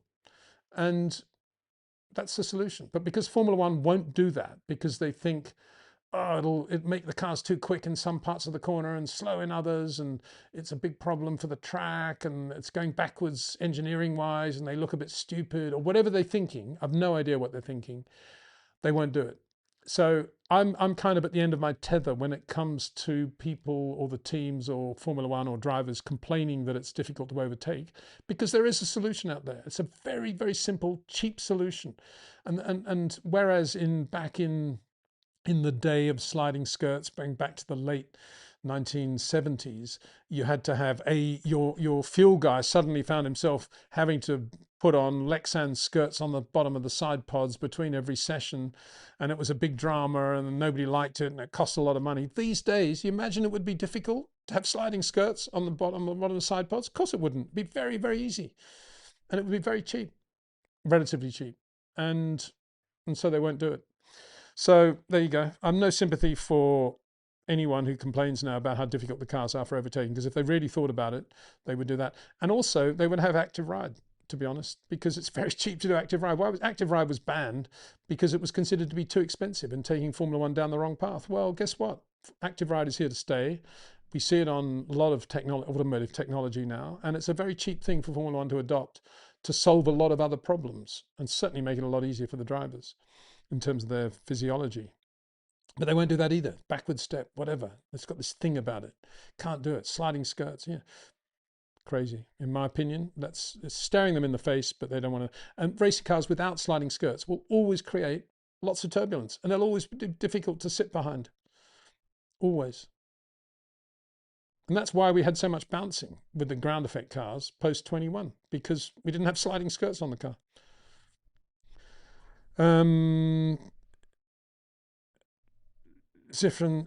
Zishan Asfar, I think you've exceeded your two, but we'll go for it. Last one. Peter, do you think we could finally see a Fernando v Max title battle this year? Yeah, I do. I don't think it'll be just those two, though. I think George will be there, and I think McLaren driver will be there, probably Oscar, but not necessarily Oscar. And so, yeah, throw all that together, maybe even a Charles in there somewhere. I think it'll be pretty close, actually. I think it will be. Raul 5160 Lewis going full Hollywood now. Is he the same kid in 26 Valencia? Good memory. Yeah, that's when I first saw him drive properly. But when I properly saw him drive, I mean, he'd been driving properly long before then. Yeah, I was thinking about that. I was talking about that to a mate, actually. He's doing some Hollywood thing now, isn't he? Kardashian. I was thinking the opposite. I thought Lewis might think, well, this is potentially my last year in Formula One. Let's say second last year, if things go reasonably well this year. I might as well give it 100%. And I've just refused to take up a 2-year lease on this apartment in Maranello, because it's a 2-bedroom apartment and it's a bit big. I need it to be a 1-bed apartment. And really, I just need a very, very small kitchen, because I'm going to be down in the Cavallino or a little coffee shop every day. But I like this 1-bed apartment because it does overlook the factory gates of the team, and that's where I'm going to base myself. And I'm going to get a little Fiat to drive around in, that I can do a bit of manual Fiat, that I can, just when nobody's watching, I can take up into the mountains and start practicing my short corners and how to come out of the brake pedal pressure at the right rate, do all those things I need to do. I've got to do it with a manual transmission car like that. And I'm just going to go to the factory every day, even if they don't want me. I'm going to hang around with the mechanics. I'm going to hang around Fred's office. I'm going to go and annoy the engineers. I'm going to be there all day, every day. Go to the little gym around the corner, the public gym. Yeah, it'd be good to do that. And I'll go to all the cafes and places where the team like to eat, and just have a bit of pasta and a bit of this, bit of that. Nobody around me. Get rid of all the social media, just focus 100% on that. I'm going to buy an old record player, and I'm going to get some old vinyl discs of Italian opera and the sort of thing that Phil Hill and Peter Collins would have been listening to in the late 50s when they lived there, when Peter lived there particularly. I want to get into that whole Ferrari thing and just give it 100%. I just want to be a Ferrari driver, eat, sleep, drink Ferrari. and be Lewis Hamilton, 100% racing driver, just hanging out with the guys and keeping life as simple as possible. That's what I thought he would be doing, but I don't think he is. Paul M. I5E. Do you think Liam Lawson has much upside? Poor guy. Is there time to change his driving style, or are most drivers set in their ways by a certain stage of their careers? Well, I think it is the latter. I do think with I think with Lindblad alongside him, he'll feel a little bit of seniority in that team and a bit of responsibility, and I think that'll have some sort of effect on his driving. And I think a little bit like Carlos Sainz in 24, mid 24, he will start to find a sweet spot around which he can operate with these long corners and with these relatively spiky inputs that just sort of keep him away from the walls a bit more. And he's not bad in races now. He's pretty good. He can get into a consistent rhythm. So I think he'll build on that. In answer to your question, will he use his undoubted natural talent to start refining the way he goes into corners with the brake pedal pressure, with an earlier turn in, and try to massage the understeer without complaining to the engineers about it? No, I don't think he will, because he's driven like this all his life and he's shown no sign of wanting to change. And so I don't think it'll happen. And that's that. And I don't think there's anybody at either team, Red Bull or VCarb, who will put him on the straight and narrow in that sense. And they'll just let him get on with it. And they'll end up with a guy who's wants a car that can go in pretty late, get on the power soon, have a bit of car control, use the throttle, long corner, and get on the power. Lots of balance from rotation point to exit, great oversteer control, very nice finesse on that area, a little specific area, the oversteer, power oversteer. But he'll be using the tyres more than he should, and he'll be prone to errors under braking because he's still braking in a straight line as late as he possibly can, trying to get the power on as soon as he can, and he'll touch the odd curve on the left, on the outside, going into a right-hander, and all those things will still be there. Whereas Max, by definition, keeps away from all that because he doesn't want to be anywhere near that curve on the entry of the corner. He's only looking at the rotation point. So, yeah, I think that's about where it is, and it's a shame because I think he's got a massive talent, and he's got, would I say, Sebastian Vettel like car control, definitely, but he doesn't refine it. But I don't know, his heart's in the right place, I think, and he'll be a better driver for having Arvid alongside him in VCarb. Daniel Brodsky. Hi, Peter. Thank you for your good tier insights. Thank you. Have you asked somebody why they don't weigh cars without wheels to eliminate the marbles factor? I haven't actually, no. It's a stupid thing. I don't know why. I think when I wrote it down last week, I couldn't read my own handwriting afterwards. Couldn't remember what it was all about, but thank you very much indeed for that. I need to check that. Let me think about that one as I'm sitting here now. Is it not possible that they can artificially weigh up the wheels or something? I don't know. Let's just check it. They want to check they're using the right air in the tires, but they probably do all that before the race, don't they? Anyway, let me check. Gone Ego. Hi, Peter. Is it possible that this compression ratio discussion is only a hoax? No, I don't think it is. I don't think it is a hoax. And I think it is I mean, most of the engineers to whom I've spoken said, yeah, it can be done. And maybe some teams are doing that. And we think at this point, it's Mercedes, Red Bull, maybe Ferrari have got some sort of system as well. So we'll see. I mean, Scarbs is of the opinion that yes, it's possible, but he doesn't think it's going to be as significant as some of the other parameters governing the overall performance of the engine, like harvesting, for example. It's a good example. And so I think it is a real thing, but how much of an impact it will eventually have is another matter, of course. And as I said to Cameron yesterday, if it is a real thing and the Mercedes does have a bit more power, and if Red Bull do have a bit more power than they would otherwise have, and if Ferrari have a bit more power, well, there's 2/3 of the grid anyway, isn't it? So, that leaves Honda. And as I said yesterday, I don't believe Adrian. It's quite an ironic thing if you think about it, because 2009, Adrian as we understand it, Adrian was somewhere near doing what Braun were going to do with their diffuser, and went to Charlie and said, "What do you think about this?" And Charlie said, "No, under no circumstances. This will be disqualified." And so Adrian didn't do it. But when, from his perspective, when Braun went there, Charlie said, "Oh yeah, it's interesting. Have a go." And they won the championship. And that was obviously a Honda team. And, you know, here's Adrian now with Honda, and potentially the only engine company that doesn't have maybe this compression ratio thing, but we'll see. Maybe they got something else. I'm sure they do. It'd be my bit, would be my bet. So David L. Gahama says, "Good morning. Good morning to you." Grand Inquisiteur says, "Hi Peter, good morning from Reims. What do you think about the FIA's evolution since the Concord Agreement? Personally, I think it's been worse." Or which Concord Agreement do you mean? Do you mean the very first Concord Agreement, or do you mean the last one they signed? What's the FIA like today? It's a bit faceless. It's a bit sort of vanilla. It's a bit sort of committees everywhere. I think the president seems to have quietened down a bit, doesn't he? And everything just sort of ticks over. And they're kind of falling into the role of being the administrator, which is what they are. And thanks to Max, basically, that's all they're going to do.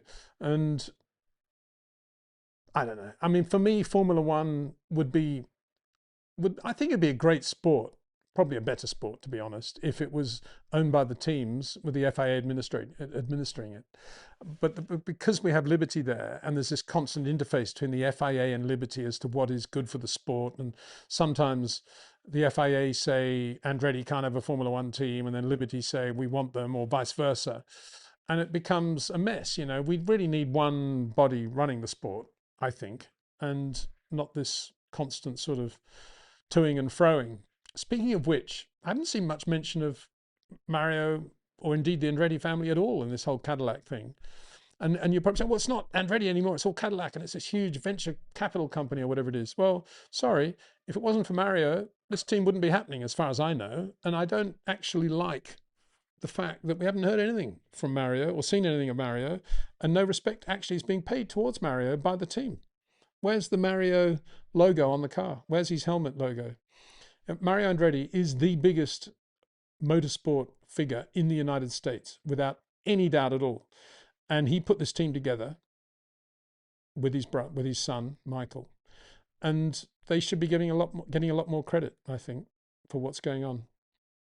Formula One should be doing a lot more with the Andretti name, contrary to their statement a couple of years ago that Andretti needs Formula One a lot more than Formula One needs Andretti, which is probably the most crass comment ever made in the history of the sport. Actually, now Formula One should be doing all they can to encourage American fans to understand that this is an Andretti program and Mario's very much got his DNA in it. But there doesn't seem to be much of that going on. It's all this rubbish about Super Bowl, and forget it. JPS 78, that's a good name. Wow, Peter Wright would be impressed with that one. Hi, Peter. Do you think the complexity of driving these cars could increase the chance of Jack Doohan type Suzuka crash? Yeah, I do. I've said that at the time. I've said that many times. I think, it's one thing for Red Bull and Max. It's one thing for Red Bull to know what Max is capable of, and for Red Bull to analyze exactly what the car is going to be doing if they lower the wings a little bit sooner on the exit of a corner. And it's another thing for that to happen in a lesser team down the grid, and a driver doesn't really know how to drive. And that's potentially, I'm not saying that happened in Jack Doohan's case. I think he was given poor advice. The engineers had just switched around. They'd run that third driver for no reason in the first session apart from getting money. The whole thing was ridiculous, and Jack was a victim of that, and it's not his fault at all. But what we saw could happen again, and I think it's worrying, particularly if it's an oversteery, wide turn-in, late braking driver. And I'm not sure many of the teams know what sort of driver they've got. I'd be shocked if Tim Goss at VCARB knows exactly the difference in style between Liam Lawson and, I don't know, Esteban Ocon. Would he know? Has he watched them enough to know exactly how differently those two guys are?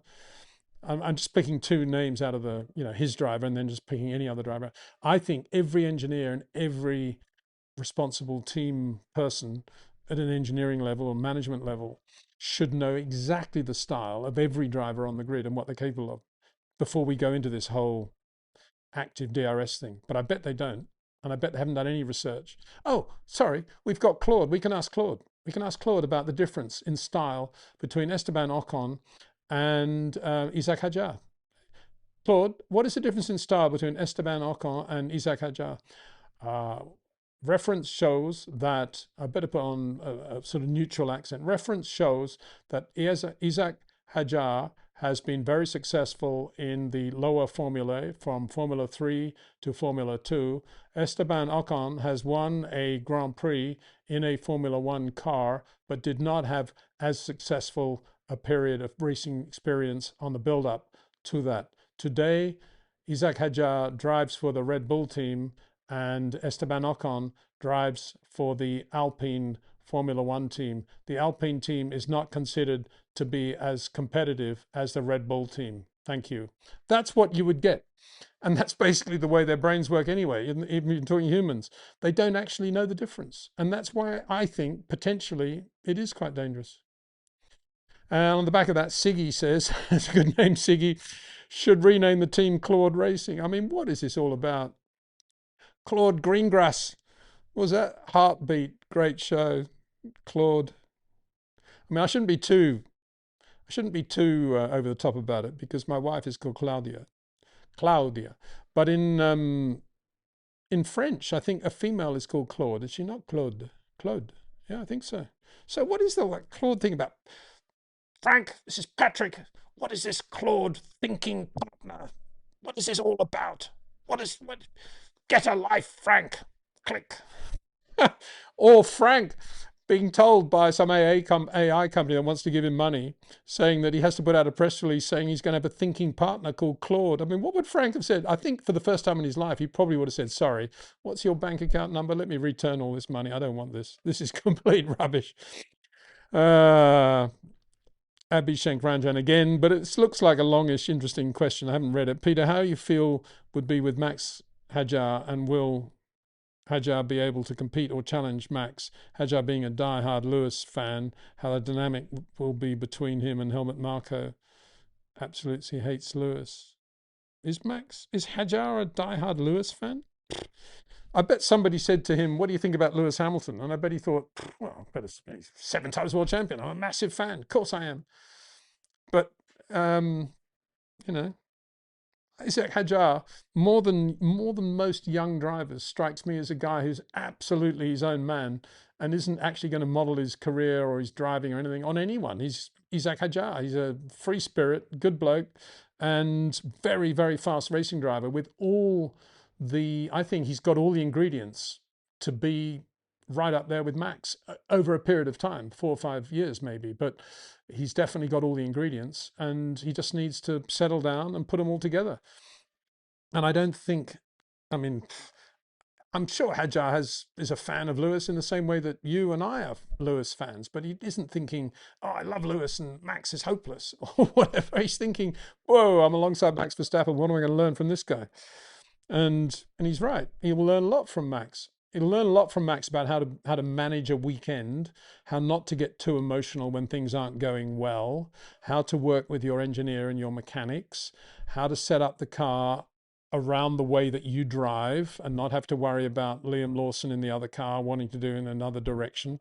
All the things, how to work with the power people, the power unit people, all the things that Max does so well, Isaac will do. He'll probably end up racing around the Nürburgring, I should think. Surely there's a risk for an Ericsson Monza crash with active error. Yeah, well, I did a video about it all saying exactly that Ericsson shunt with the DRS jammed open and obviously the Jack Doohan one. And yeah, it's a worry. It's a big worry. Ron Smith, morning, Peter. To what extent do you think that development is different today to when Haas joined or the Force India days?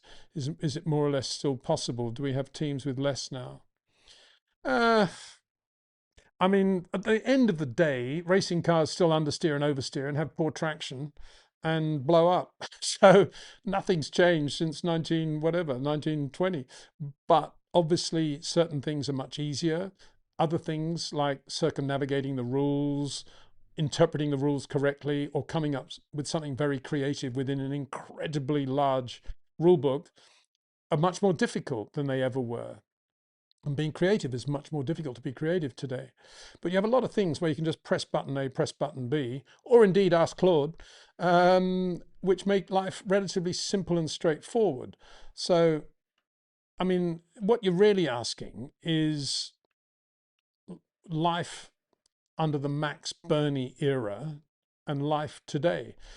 And I would say life today is much easier because it's more organized. Everything's pretty clear. You know roughly what's going to happen. You pay your money, you get this.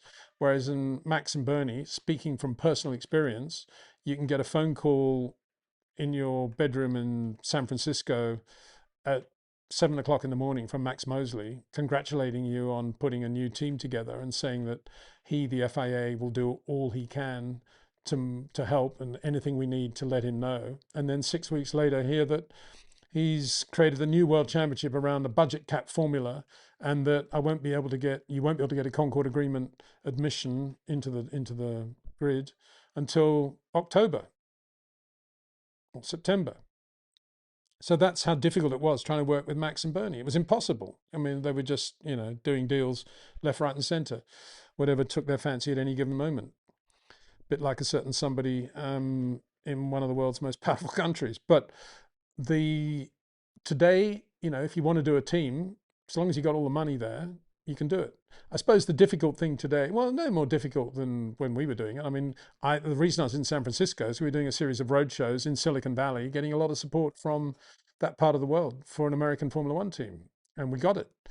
But we couldn't do anything with it because Max suddenly said we couldn't sign into the Concord Agreement because Bernie and Max wanted to do this new thing around Cosworth engines, all this rubbish.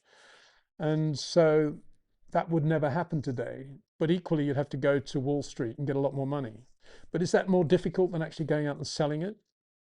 I mean, when I sold USF1 to YouTube, basically it was a roadshow and just presenting Formula One, what it was and how it worked. But we can never do anything with it. So there we go. Somebody, Cal Manguli, is saying put some likes on there, but that's very kind. Thank you. Very kind.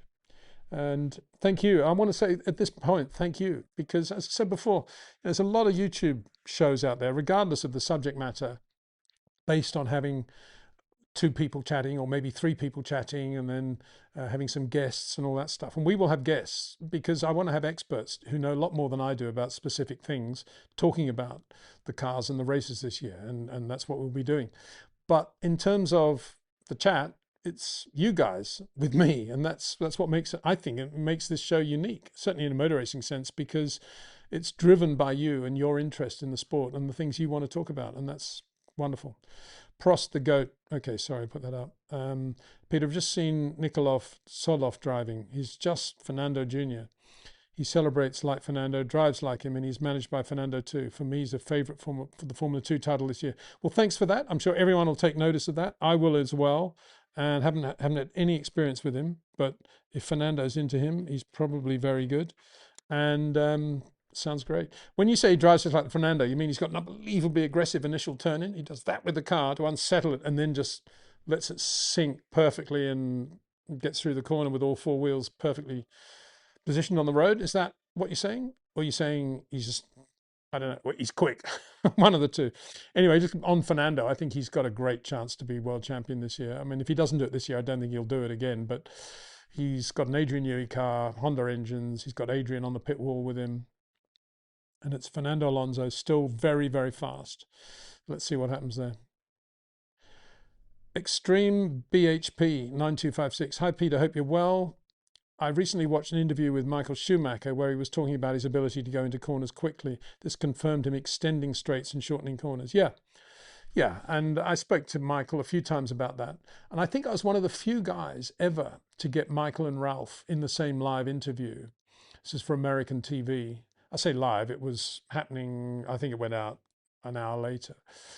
And I actually said to Michael, I said, so how do you think Ralph drives? And he looked at Ralph and Ralph sort of looked at him. And Michael just said, he has the same trace as me, which is his way of saying, yeah, he goes into corners early and does all the things, short corners. And I said, I actually said that. I said, so you think he goes into corners early? And Michael just sort of smiled and just sort of no more questions sort of thing. Michael was like, they didn't really want to talk about anything that gave away any sort of detail. But yeah, he more than Max actually, I think, was very aware of how he drove. That's probably unfair to Max. Max probably knows. I'm sure he does. And he knows, what's this guy doing out on the way outside? It's going to go down the inside. He probably thinks that all the time. But he doesn't think any more than that. He just thinks, oh, good, thank you, pass, off. Um, Drew Blank Music. That's an interesting title. So I'm thinking about it backwards. You want to exhaust your power supply just before the breaking point at the end of a straight. I guess so. We're going to have to get Mark Slade in on this. I'm going to say to Mark, I'm going to send him an email soon saying, Mark, I want to get you in the show back end of the second Bahrain test, by which time you've got no excuse. You've had a look at everything, what everybody's doing. How do you drive these cars? And what is going to be the quickest way of driving it, please? Please go away. Thank you. That's don't ask me, because all that power harvesting, power getting rid of, it's all over my head. And then he continues, and then your throttle application, entering the straight must be progressive to avoid wheel spin. Yeah, absolutely. That's a good thing. I mean, don't forget the immortal words of Nigel Mansell in '91 when traction control was coming in. No, I've got traction control already. It's called my right foot, and he's right. If Sergio Perez will be good in that. Sergio will probably have a very surprisingly comparatively good year, because if it is a lot about saving the tyres because of the amount of torque on these engines, then Perez will be very good at that. He's very, very good at that. Don't underestimate Perez in that area. It's going to go to a super chat now. It's come in. Formula Nacho. Hi, Peter. You're a legend. Thank you for your lives. Oh, thank you very much. That's kind of you. Very kind. Thank you. So Sarah Noala, sorry about my pronunciation there. What does Piastri need to do, in your opinion, to win the 26 Drivers' Championship? Oh, not listen to any talk about how Lando might be the favoured driver, but enjoy being in a great racing team as it is right now. Enjoy having a great race car at your disposal, as the McLaren for sure will be. And just be yourself and relax and enjoy, and that's it. Don't listen to any talk about inter-team politics, and I'm sure there will be, and there'll be quite a lot of talk about, Lando's just won a race, Oscar might go to Red Bull. Let's forget about all that. Be my usual recipe these days. No, well, he doesn't do social media anyway, as far as I know, but just even more so. Old earplugs in, whatever, headset on, music headset that is, and don't get involved with anything. Just enjoy being the laconic, fun-loving, no, not even fun-loving, laconic, one-lining Australian racing driver that he is. Obviously, if I was near him, I would say, contact Rob Wilson. You've got the talent to drive as well as Max. You've got to bring that out now at this stage, otherwise you'll never do it. Go and do 10 days with Rob and try to get the feel for getting into a corner earlier, try to get more feel for the brake and throttle, how you can balance the two going into a corner to control understeer, and also work on your traction with Rob. He's very good. He'll simplify the problem by getting you to rotate the car at exactly the right moment, where you won't have to worry too much about how you put the power on, because you'll have the car perfectly straight with that rotation point. That's what Rob would give him. I've no doubt about that, but I don't think he'll do it. And I don't think he'll even think about doing one day, let alone 9 days with Rob. It's a shame, because I think if he did, I think he would definitely go to another level quite quickly. But at the level he's in, he can still do very well. And he's still got great car control. As I say, the problem with the guys like Liam and Oscar, who are very good at, and obviously Perez, very good at managing the power, is that they rely on that, as distinct from putting the car in a position where they don't need to rely on that when they're getting the car straight, like Max. That's one of the reasons Max, for a while, wasn't as good as Perez when it came to putting the power down and having a really linear power progression, because he's so good at actually rotating the car to a point where he doesn't need to worry too much and perfect that part of his talent, that he was never having to do that. Suddenly Perez in a couple of situations was doing it. Monaco, good example. And Max thought, well, I better sharpen up in that area. I've never really thought about it because I've always got the car dead straight and it's pretty easy to drive the car in a straight line. But dead straight's a slight exaggeration, obviously. And that's why I think there was that difference. It's no longer there. Max is, even if Max has to drive a car on power oversteer, yeah, he's probably as good as anybody in the world right now. I keep playing with this if you're wondering about the rattling noise. So going back to Oscar, he needs actually to create a situation where he doesn't have to worry too much about how good he is on traction. Power oversteer. Lessen the oversteer would be the answer. Jotma, Button had a close relationship with Honda for a long time. Yeah, that's a good point. Yeah, he did with Honda. I don't think that's why he's gone to the team. I think it's because Adrian needs a face that's out there that everybody knows and recognizes and will love and can have lunch with or whatever, an interview for endless hours, and keeping Adrian away from it all and allowing him to get on with it. But yes, he has a history with Honda. And if they win a race, I'm sure you'll see Jensen up there at some point on the podium, probably getting a trophy. Prost the GOAT. Yeah, interesting title. I wouldn't disagree. I would disagree greatest of all time, but I think GOAT, one of the GOATs. Peter, your opinion on John Watson, and it's unfair. He sometimes ruined his career by being in toxic relationships with Barbara Peterson. Oh no, I don't think his relationship with Barbara was toxic, and I don't think it affected him in his driving or his career at all. I think it was a wonderful friendship that was great for Barbara at that time and great for John. I don't think it affected his career or his driving at all. And very, very sad, obviously, what happened with Barbara. I was actually at Frank Williams's house that night, and we were all settling down to dinner. I was invited there for dinner, and Ron was there, and who else? Harley Cluxton, I think, and a couple of other friends. There's about 10 of us there at the table. And John was invited with Barbara. And the message came through that, John wouldn't be coming because Barbara had just sadly passed away. And yeah, terrible time. But as I say, I don't think that had any impact on John's career. And it wasn't toxic at all. I think that's the wrong word. Grand Inquisitor. Tobacco is gone and now we have crypto. Was that true? I think Philip Morris still spend quite a lot of money at Ferrari, don't they? I think we need to be aware of that. Tobacco's gone, and now we have crypto, gambling, and fintech sponsors. What's fintech? Never, presumably AI, is it? All over the cast. Do you think Formula One's ads ethics has genuinely improved, or have we just replaced one controversy with another? Well, I'm one of these guys that think crypto is the dark money of our ecosystem. So that's that one out. Gambling, not a fan. Although I've got to put my hand on heart and say that if William Hill rang me tomorrow and said, Peter, we want to sponsor your YouTube channel to the tune of £5 million, I would probably take the money, sadly. Fintech, well, if that means AI, and you know what I think about that, and Claude for that matter. Gambling, going back to gambling, my dad loved, excuse me, I just bumped the camera. My dad loved point-to-point horse racing, which was over the fields of England, farmers giving up their land for a day, and very natural horse. I mean, I wasn't into it myself, but I went to many events just to be with my mum and dad, and they'd have he had a Fiat Punto, but they'd open the boot and they'd have a little hamper in the back and things like that. And my dad used to bet, but he had never bet more than £1, £2. And if he could cover his fuel costs for the day and maybe the lunch costs, he went home a happy man. And I think if gambling was at that level, it would be okay, wouldn't it? But the trouble is, it's money, money, money. And human beings have this instinct of wanting to have more, more, more. And so that's where gambling gets out of control.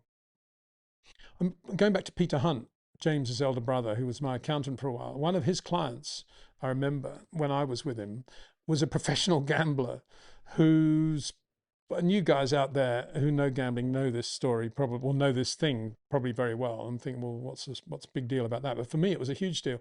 This guy did nothing other than place massive amounts of money on what appeared to be surefire bets. So he wouldn't bet on the final of the Australian Open because there was half a chance that Djokovic could beat Alcaraz. But in the days when we were doing this, let's say Martina Navratilova was the number one women's tennis player at that time, and he would bet, I don't know, £500,000 on Martina Navratilova making the final at Wimbledon, not even winning, making the final at Wimbledon. And the odds would be absolutely tiny, obviously, but he would make a bit of money on it. And he would do that same sort of bet in 100 other sports and industries throughout the year. And at the end of the year, he would make, quite serious money. That's how he did it. You got to have massive capital, obviously, to do that. I don't really understand why anyone would want to do that. But that's one way that some people bet, I suppose, and probably people today doing the same thing. As for crypto, as I said, it's just like dark money of the ecosystem, and I don't even want to think about it. And I can't imagine why Formula One has condoned it, actually. I think I mean, of all the purity of Formula One, and we can't have grid girls, we can't do this, we can't do that, and we want to be visible. Why are they embracing crypto? Oh, because the rest of the world is. What's wrong with that? Yeah, well, somewhere along the line, it'd be nice to have some sort of human element. Morals. Morals? What are they? ONGC8YC. Peter, if Mercedes get a 1-2 this season, do you think they would still get Max in?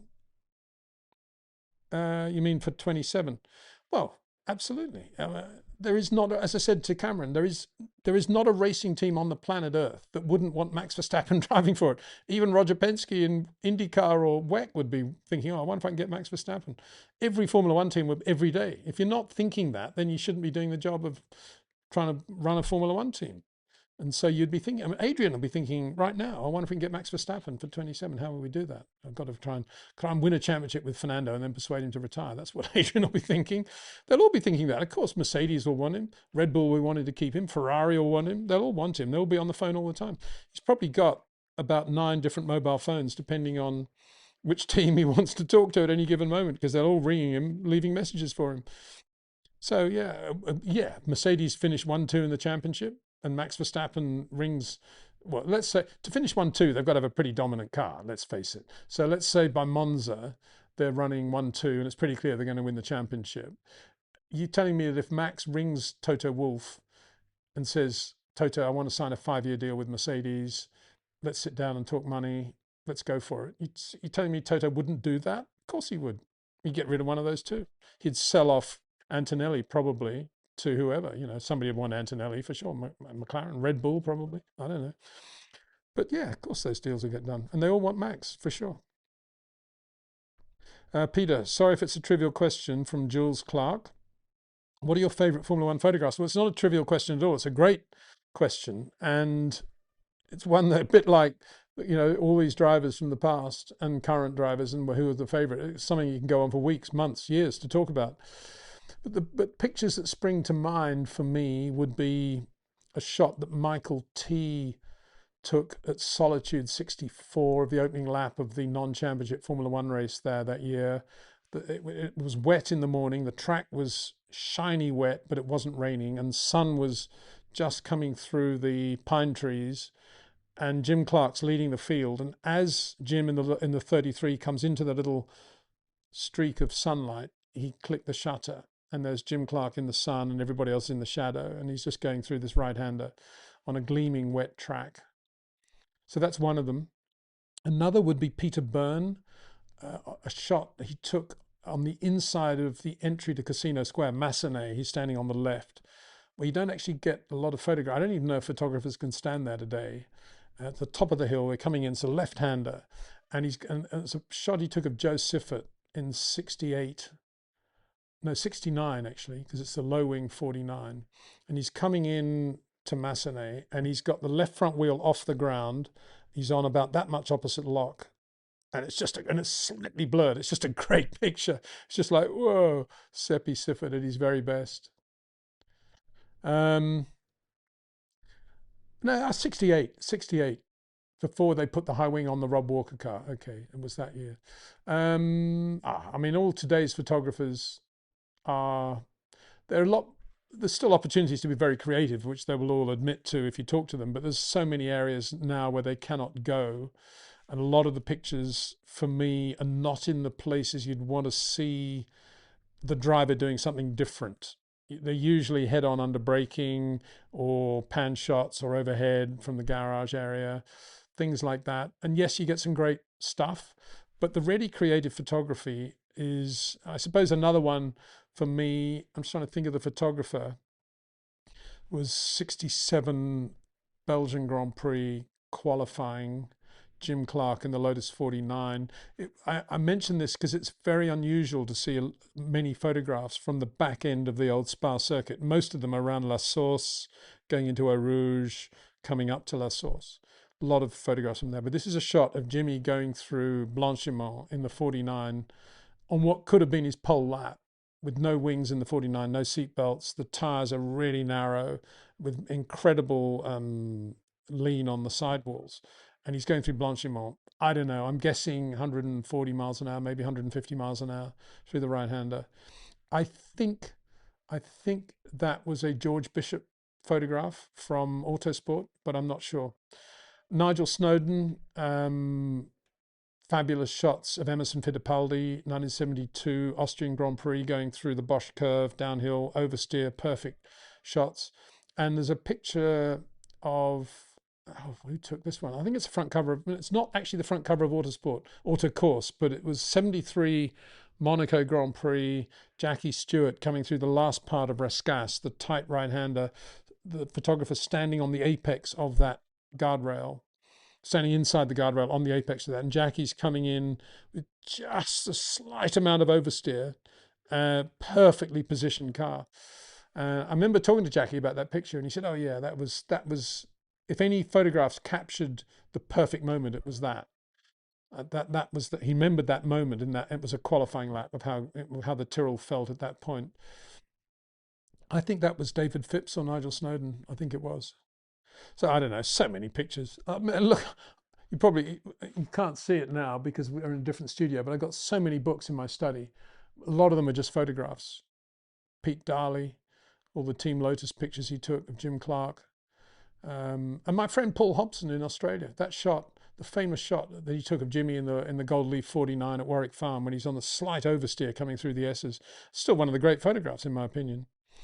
Okay, moving on. Josh G91 says Piastri will go to Aston if they're competitive. Really? Okay, yeah, he probably will. Well, assuming, what are you saying? If they're competitive, why wouldn't Max go there with Adrian Newey? I don't get that one, to be honest. If Fernando's stopping at the end of this year, 26, and Aston are competitive, why wouldn't Max go there? Son of baby Pluto. Hi, Peter. Hi there. Byron, good afternoon from South Africa, Mr. Windsor. Question: if you could put a percentage to how much more amount the driver skill will be a factor in these new cars, where would you put it? At 20%? 50%? Well, let's start at basics here, which is the famous Enzo Ferrari allocation, which I don't think has changed over the years, which is 60% car, 40% driver when you cross the line to win a Grand Prix. So what you're saying is that reduced now to, say, 55-45 or even 50-50, like the electrification? I don't think it will. I don't think a Max is going to be able to do much with a car that's got really naff aero and it's just, roll centers are wrong. And I don't think he's going to do much. But maybe there's a bit more they can do in terms of getting around the active DRS and getting a slight advantage there on exits of corners, and maybe intelligence and ability to manage and run the car race wise in terms of push to pass boost and all that stuff and harvesting. Maybe I don't think that's going to be too much in the control of the driver. I think it's going to be more in the control of the pit wall. But having said that, how the driver uses his power boost or uses the attitude of the car to conserve the tires, that's still in the hands of the driver. Has 60-40 changed much? Maybe it's 58-42 now. I don't think it will have changed that much, but there will be a little bit more. I hope. I may be wrong, but I hope that they'll be able to do. I think it's another super chat here. Yeah, there is. Aston just put out an interview with Newey discussing the design philosophy of the 26 car and why the team principal is just a title. Check it out. Well, that's exactly what I just said. Of course, it's a title they have to give him because that's what everybody else calls it. But I'm sure he'd be much more comfortable with director sportivo or chief or technical director, but make in brackets, but nobody can tell me what to do. That would be more like it. So yeah, good for Adrian. I think he's. Let's ask. We need to ask Claude this, don't we? Why haven't you got Adrian? Okay, here's a good question for Claude. Okay, Claude, you're working with the Williams. Claude, you're working with the Williams Formula One team. How do we build a car as good as a car that Adrian Newey would design and build? Sorry, that was the question. The answer from Claude is, I've researched this. The answer is to hire Adrian Newey. And so it goes on, you know. Newey is good. And that's why I keep banging on about why Ferrari, this whole thing of the future of Freddie Vasseur, it's irrelevant now because no matter who they get, short of Adrian Newey, who they get will not be able to do anything because the damage has been done. They didn't get Adrian when they had half a chance of getting him. And so that was it. They blew it. And they replaced, I think they hurt themselves by replacing Carlos Sainz with Lewis Hamilton. So it was a double whammy almost, or one and a half whammy. And so now if you get a new team principal in at Ferrari, because they haven't delivered in the first 6 races, got to change the manager like a football team, what's he going to do?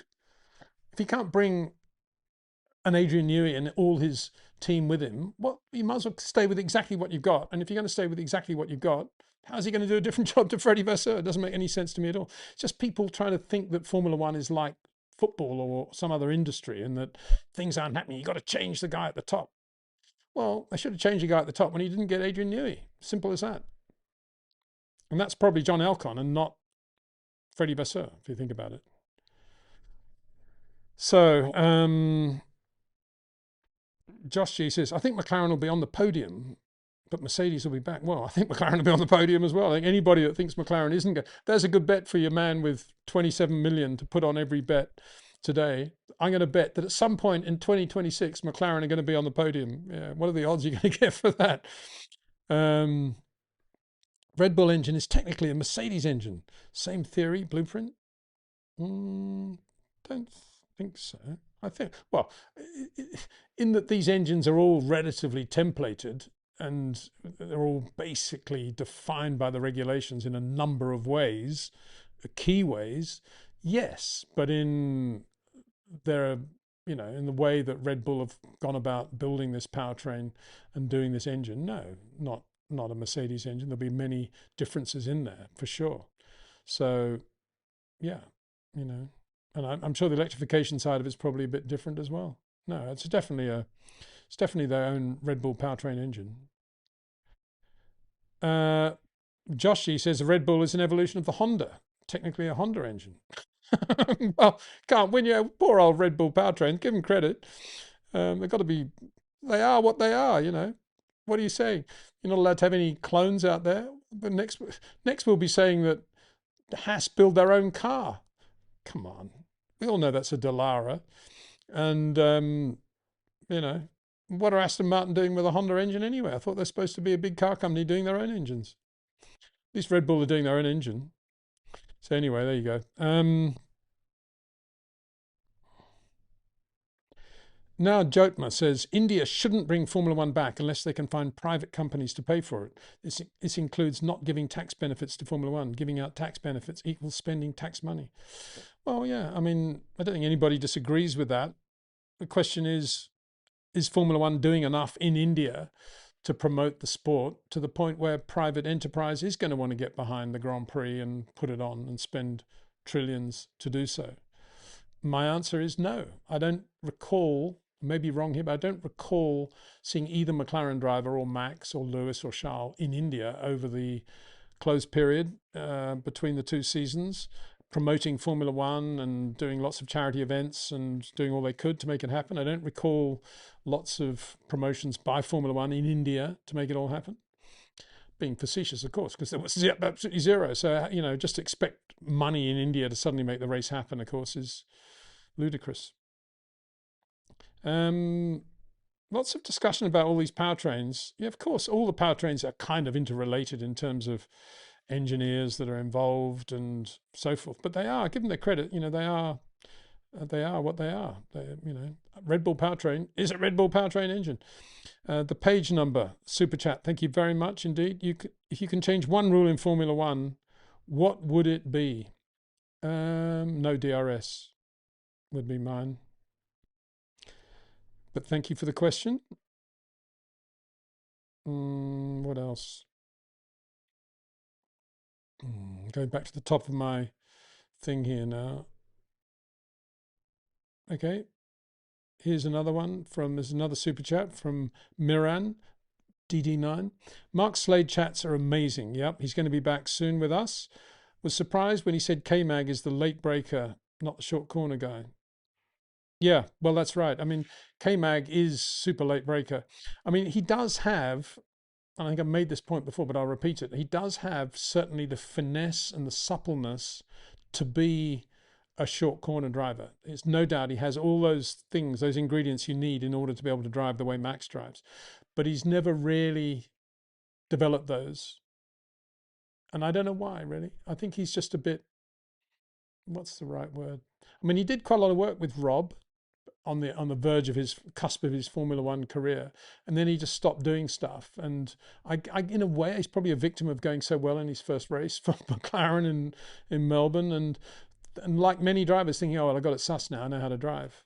And he just a few bad habits came in, and he never really developed that. And he then went back to straight line braking and turning in quite late, which is a great shame. And I think a lot of what Mark when you listen to Mark, he's got a lot of respect for K-Mag, and I think it's because he has this lovely touch. And I remember when Rob first did a day with Kevin, he was very, very impressed with his, with his general suppleness and feel and his ability.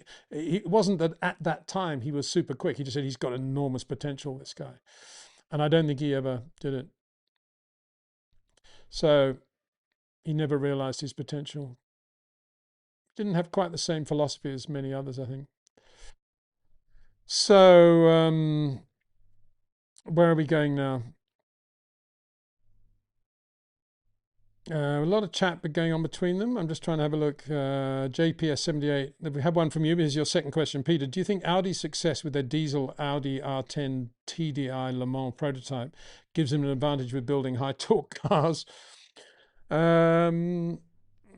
It should help a little bit, but from what I hear, I don't think it is and will. They seem to be thinking they kind of know it all already, and I think that's a huge mistake. And the way they sort of bludgeoned their way in by obliging Formula One to get rid of MGUH because it's technology they didn't understand or know, I think was very poor, and very poor that Formula One acquiesced to that. So that's we'll wait and see how it all goes. I mean, the plus points about Audi are Jonathan Wheatley, in my opinion, and a few other, and the engineering in general, I think is probably reasonably okay. Not a bad race team as well. Two good drivers, but I think they could, at the moment they look to be a victim of having been so successful. They're a bit sort of rabbit in the headlights now that Formula One is actually starting to happen. But we'll see how it goes. As I say, I've got a lot of faith in Wheatley's ability to be able to calm everybody down and focus on the right things. It's a question of how long it will take for them to build up their technology center in the UK and get that away from the whole Audi thing and just do a proper race team or proper technology operation, Formula One or style. That would be my thing. Byron says Vettel shines in a car with a planted rear end for sure. Well, that's absolutely true. So there you go. No doubt about that one. Going back to the top of my chat thing. Where are we going here? That was that. Was that Newey? This is another one. Max790 says, Peter, when Newey was asked if Max reminded him of Senna, He said Max was more like Mansell, although all great drivers share similar qualities. Well, there you go. Just bears out exactly what I was saying, that Max is a short corner driver, just like Nigel Mansell, whereas Senna never was a short corner driver. He was always extending the straights, but doing it to perfection, as I've said a million times, but not in a short corner way. And he always had that slight stammer with his right foot with throttle application as well. But very good, obviously. Um, so let's keep going down here. Grand Inquisitor says, I saw a great picture of Frank Williams in 79 with Alan Jones in the Austrian pit lane, where he won for Williams, the second of a hat trick of that summer season for Williams. Yeah. Yep. Lots of wonderful pictures. I'm just trying to think. One of my favorite pictures of Frank actually is Frank in the pit lane in Austria in 1970, with the World Championship starting to be very close between Jackie Ickx and Jochen Rindt. And this was Jochen's home race, obviously. And he's got a Jochen Rindt t-shirt on, even though he's running his own car at that point, I think for Brian Redman, maybe Tim Schenken. And that's classic Frank. Wonderful. Of course, he did drive. He knew Jochen in the mid-60s. I mean, Jochen came over to Crystal Palace in 64 and took the world, set the world on fire, and was sleeping on the floor of the flat in Harrow Road where Frank was living with Charlie Lucas, I think, Charlie Crichton Stewart, Sheridan Thin was sniffing around, a few others, Piers Courage, and they became great mates. And as we saw from the video, I don't know if you've all seen it, but the video, I've got Charlie Lucas's home movie 65. There's video there of Frank racing his Cooper Formula 3 car, and he's entered by Jochen Rindt Racing. He's probably just done that because he thought it was cool. But yeah, Frank and Jochen, great picture. Transporter 48. In your honest opinion, do you think we will get Active Ride back? Well, I've got to say, given the way Formula One is at the moment and the way they think and the sort of lack of imagination, lack of ability of thinking sideways, the answer is no. But maybe if Formula One goes to 80% electricity and really goes down that path, they might think of something like Active Ride as being some sort of cool part of the overall package. But ask Claude, I think it's the real answer.